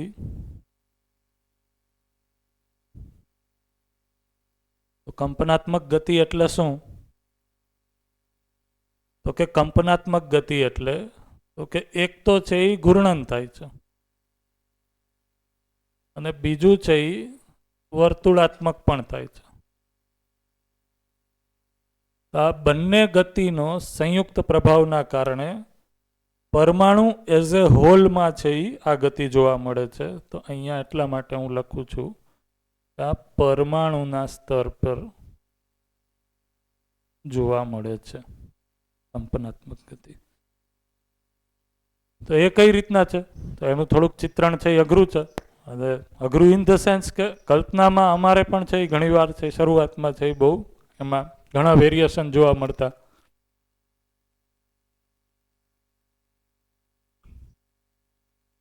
યોગિક છે એટલે એમાં ત્રીજી પ્રકારની જોવા મળે જ છે. ત્રીજી છે નહીં એવું નથી, ત્રીજી જ છે.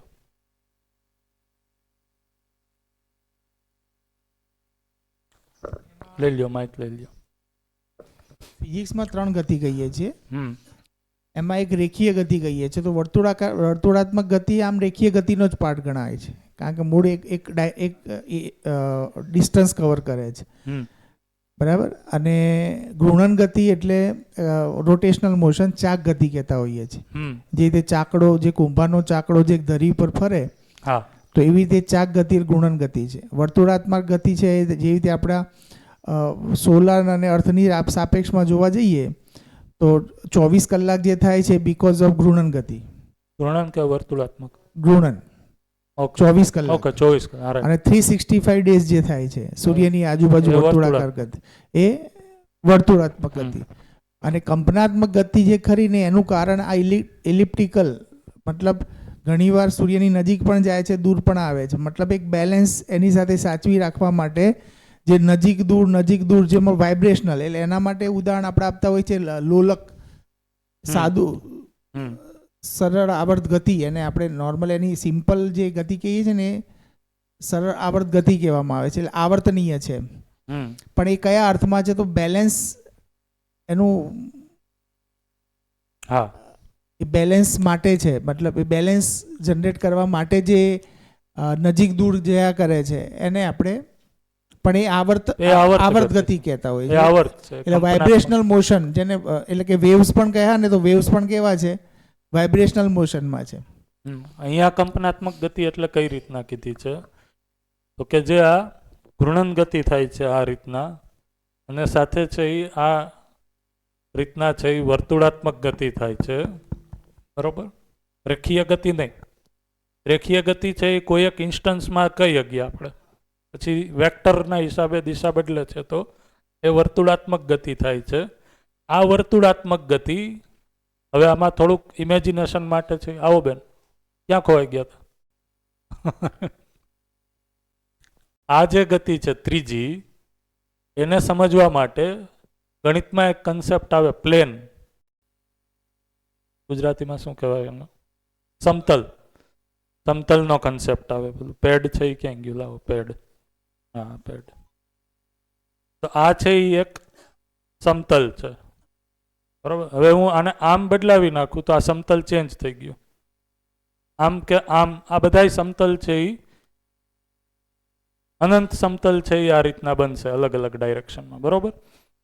તો આ જે કંપનાત્મક ગતિ થાય છે એ કેના કારણે થાય છે? તો કે આવી રીતના ફરતા ફરતા અમુક સમયે આ પ્લેન પણ બદલાવે છે, એટલે કે આ એક પ્લેનમાં ગતિ કરતું નથી, તો એના કારણે છે એ આખું આમ થાય છે. આને કીધું કંપનાત્મક ગતિ. તો આ એઝ એ હોલ પરમાણુમાં થાય છે. પરમાણુની અંદર છે એ આમ ગતિ થાય છે, બરોબર? ધૂણતો હોય કંપન, બરોબર? એને નાગરાજજીએ છે એ નૃત્ય કીધું છે. નૃત્ય થાય છે આ રીતના. આમાં અંદર બીજું હજી ઓલું ગતિ એ છે, બરોબર? એ મારાથી નહીં થાય, મારે આખું નાચવું પડશે. આ નિશ્ચિત દૂરી મેન્ટેન થતા જ થાય છે, રાઈટ?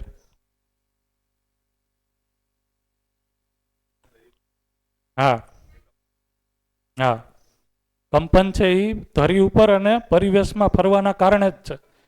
કારણ કે આમ ફરતા ફરતા છે એ આમ ગયું, પછી કોઈ સમયે પ્લેન ચેન્જ કર્યો એટલે છે એ આખું છે એ સમતલ ચેન્જ થાય છે. હા, નિશ્ચિત દૂરી મેન્ટેન જ રહેશે, નહીં થાય. એને કઈ રીતના કરશું એ હમણાં આગળ જોઈએ આપણે, નિશ્ચિત દૂરી કઈ રીતના થાય છે. તો આ જે રીતના થાય છે એના કારણે પરમાણુ એઝ એ હોલમાં એક પ્રકારનું કંપન જોવા મળે છે, બરાબર? અનુભવમાં નાગરાજજીએ કઈ રીતના જોઈએ છે વિચારો, બરાબર? તો આપણે છે એ અત્યારે કલ્પનાપૂર્વક જોઈએ છીએ.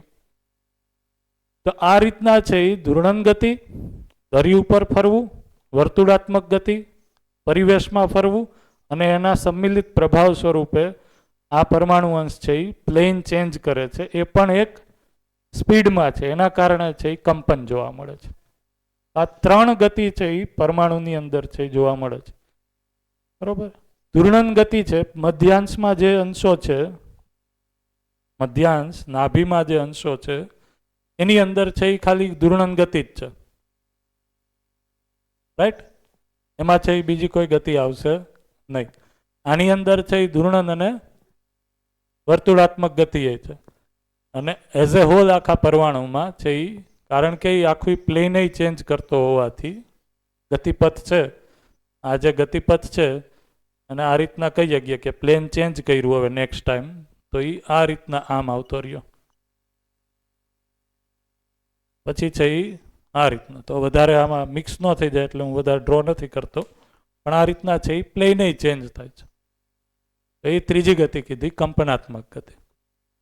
આ ત્રણ ગતિ છે એ પરમાણુમાં ગતિ સ્વરૂપે જોવા મળે છે.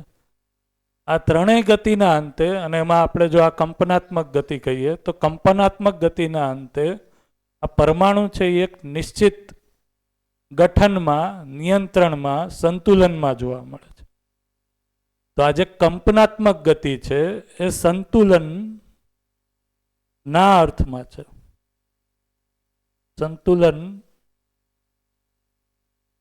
નું એક્સપ્રેશન છે, અભિવ્યક્તિ છે.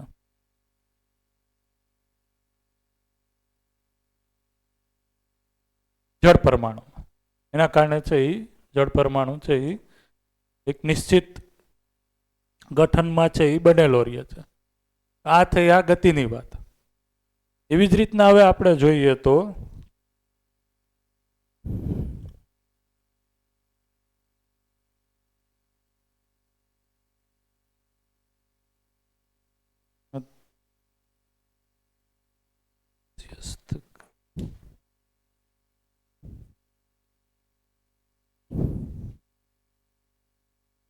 મધ્યસ્થ ક્રિયા શું છે પરમાણુમાં એ પણ સમજીએ. મધ્યસ્થ ક્રિયા અહીંયા મને સહેજ ગરમી થાય છે, ચાલુ કર્યું છે. ઓકે, તો મધ્યસ્થ ક્રિયા છે એ શું છે? તો કે મધ્યાંશમાં એટલે કે નાભિકીય અંશ જે છે એ આજે ઘૂર્ણન ગતિ કરે છે. એ ઘૂર્ણન ગતિના કારણે એની અંદર છે એ ચુંબકીયતા છે એ બને છે, ચુંબકીય બલ. તો હરેક પરમાણુ અંશ છે એ પોતાનામાં એક સૂક્ષ્મ, અતિ સૂક્ષ્મ છે એ ચુંબક જ છે. એ ચુંબક છે એ આ નોર્થ સાઉથ પોલ સ્વરૂપે હોય છે. અધ્યયનમાં એને વધારે ડિટેલમાં જોશો. એ આ જે ચુંબક સ્વરૂપે છે એના કારણે એની અંદર ચુંબકીયતા છે. એવી રીતના અહીંયા જેટલા અંશો ભેગા થઈ ગયા એના કારણે એક મોટું ચુંબકીય ક્ષેત્ર છે એ મધ્યાંશમાં જોવા મળે છે. તો મધ્યાંશ એટલે મધ્યમાં સ્થિત બધાય અંશો, નાભિકીય અંશો. મધ્યાંશમાં બધા અંશોના સંયુક્ત ચુંબકીય પ્રભાવને લીધે આ જે પરિવેશીય અંશ છે એ પરિવેશીય અંશને એ સંતુલનમાં રાખે છે. એને જ શું કીધું? તો કે એને જ કીધું એક નિશ્ચિત કાર્ય ગતિપથમાં એને રાખે છે, જેને કીધું પરિવેશ છે એ એક ફિક્સ કરે છે. જ્યારે આ પરિવેશમાં એ મધ્યાંશથી દૂર જાય છે, મધ્યાંશથી છે એ અહીંયા દૂર ગયા તો એ બહાર ન નીકળી જાય એટલા માટે મધ્યાંશ તરફ બળ લગાડે છે. આને કીધું આકર્ષણ બળ છે એ આ બધા મધ્યાંશ છે એ ભેગા થઈને આ જે ચુંબકીયતા છે એને લઈને આકર્ષણ બળ છે એ લગાડે છે. એવી જ રીતના આ કાર્ય ગતિપથ એટલે કે પરિવેશથી વધારે નજીક આવી જાય છે તો એ વિકર્ષણ બળ લગાડીને એને છે એ દૂર રાખે છે. આને સંયુક્ત રીતના કીધું એ એક અચ્છી નિશ્ચિત દૂરીમાં હંમેશા બનેલું રહે છે. એ હંમેશા એક અચ્છી નિશ્ચિત દૂરીમાં બનેલું રહે છે. તો આ જે અચ્છી નિશ્ચિત દૂરીમાં બનેલું રાખે છે એ બળને મધ્યાંશનું મધ્યસ્થ ક્રિયા દ્વારા થાય છે એમ કહેવાય. રાઈટ? મધ્યસ્થ ક્રિયા છે એ શું કરે છે?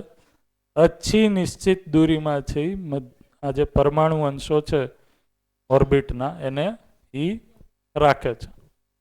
રાઈટ?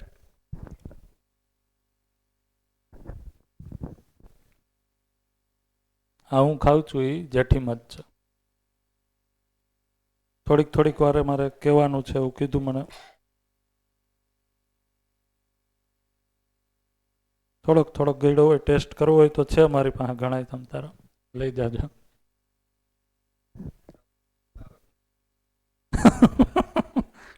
જરૂરી નથી પણ ગળું છે એ વધારે સ્ટ્રેસમાં આવતું હોય તો ખાઈ લેવું એમ.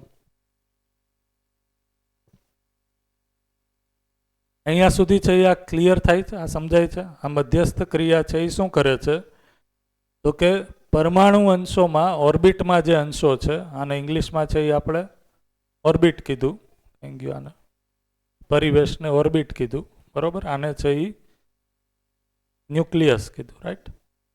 તો જે ઓર્બિટલ એટમ પરમાણુ અંશો છે એને છે એ નિશ્ચિત કાર્ય ગતિમથમાં એ રાખે છે. તો એ મધ્યસ્થ ક્રિયા એના માટે જવાબદાર છે. હવે આગળ આપણે જો જોઈએ તો હજી આ ગઠનશીલ પરમાણુ છે એમાં જ આપણે જોઈએ તો ગઠનશીલ પરમાણુમાં જ આ મધ્યસ્થ બળ છે, બરોબર? એ મધ્યસ્થ ક્રિયાના કારણે અહીંયા આ રીતના રાખે છે ને સાથે સાથે છે એ આ પરિવેશીય અંશોની ચુંબકીયતા અને મધ્યાંશના અંશોની ચુંબકીયતા આના સંયુક્ત પ્રભાવ સ્વરૂપે પરમાણુમાંથી તાપ, ધ્વનિ અને વિદ્યુત જોવા મળે છે. તો કારણ કે ચુંબકીય ક્ષેત્ર છે, અને કીધું તાપ, આવું થોડુંક કરીએ એટલે ધ્વનિ,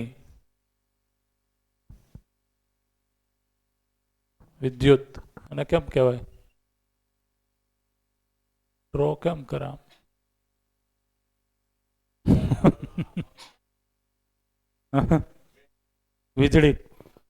વીજળી કેમ દોરવી? હા, એવું જ કરવું છે.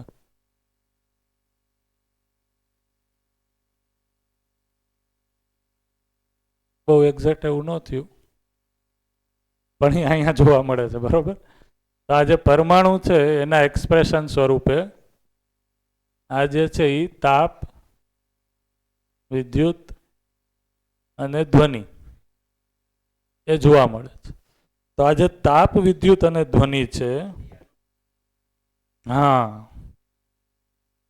આ જે ગતિઓ થઈ અને આ ગતિઓમાં હરેક પરમાણુ અંશ છે એ પોતાની અંદર ચુંબકીયતા સાથે છે જ. તો આ ચુંબકીયતાના સંયુક્ત પ્રભાવ સ્વરૂપે આ પ્રભાવ છે એ જન્મ લે છે.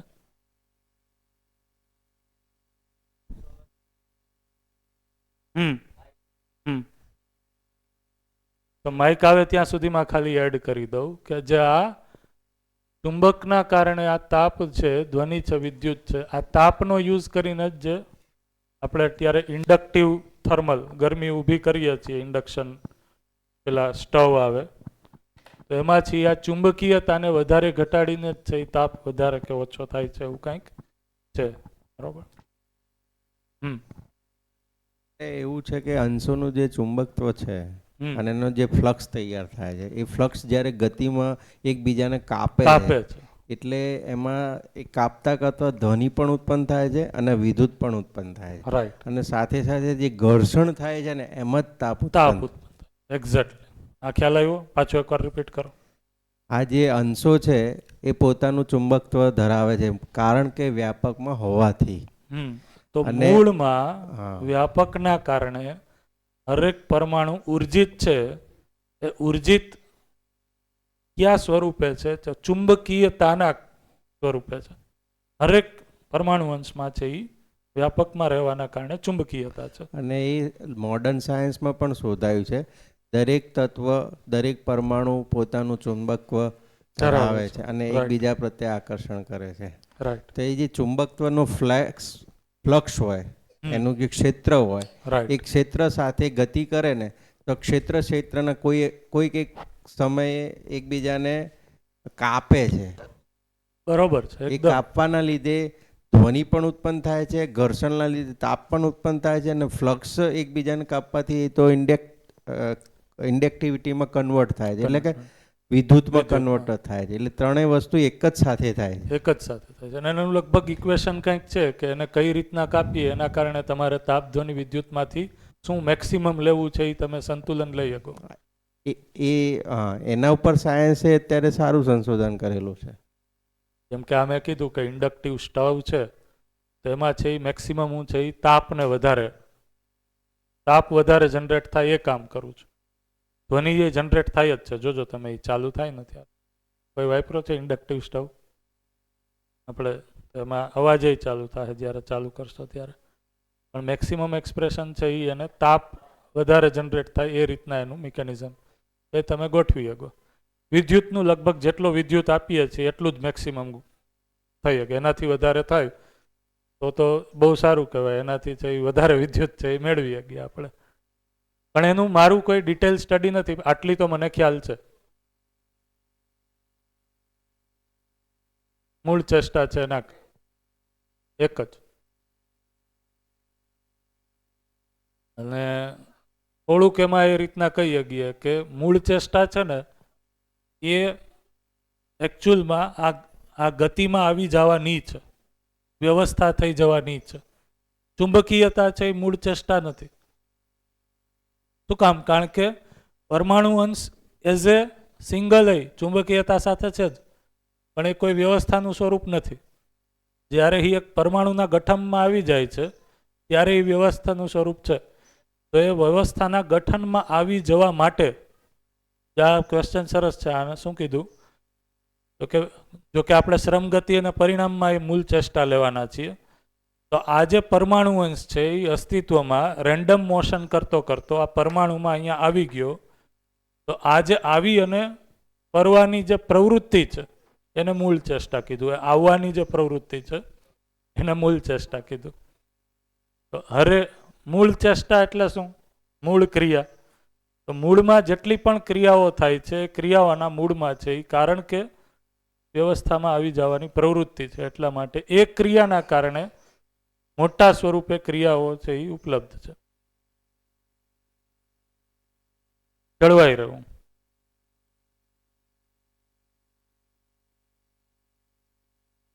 હા હા, સમજવા માટે અહીંયાથી થાય. રાઈટ.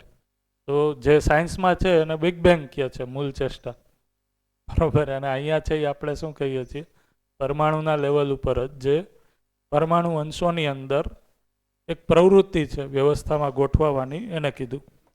હવે બ્રેકનો ઇશારો થઈ ગયો છે એટલે અહીંયા સુધી રાખીએ. અહીંયાથી હવે આપણે પરમાણુમાં અંદર જે આ તાપ ધ્વનિ વિદ્યુત જોયું સંયુક્ત પ્રભાવ સ્વરૂપે, એના પછી આગળ મધ્યસ્થ ક્રિયા સ્વરૂપે બીજી જે એનું એક્સપ્રેશન છે એને પણ જોઈએ. આ સ્ટડી આપણે કર્યો એ શેનો છે? જળ પરમાણુનો જ સ્ટડી છે. હજી આની અંદર અમુક ડિટેલ આપણે હમણાં એડ મૂકીએ. ક્યાં સાયન્સમાં ભિન્નતા છે, ક્યાં સાયન્સ અને મધ્યસ્થ દર્શનમાં સામ્યતા છે એ આપણે જોશું. આના ઉપર છે એ મેં જ્યારે હું કોલેજમાં હતો ત્યારે એક રિસર્ચ પેપર બનાવ્યું હતું આ પરમાણુના મોડેલ ઉપર. એટલે એમાં આ બધી ગતિ છે એ મેં એડ કરી હતી. ઓકે, અહીંયા સુધી રાખીએ. બરોબર રહ્યું? ખ્યાલ આવે છે? Okay, thank you.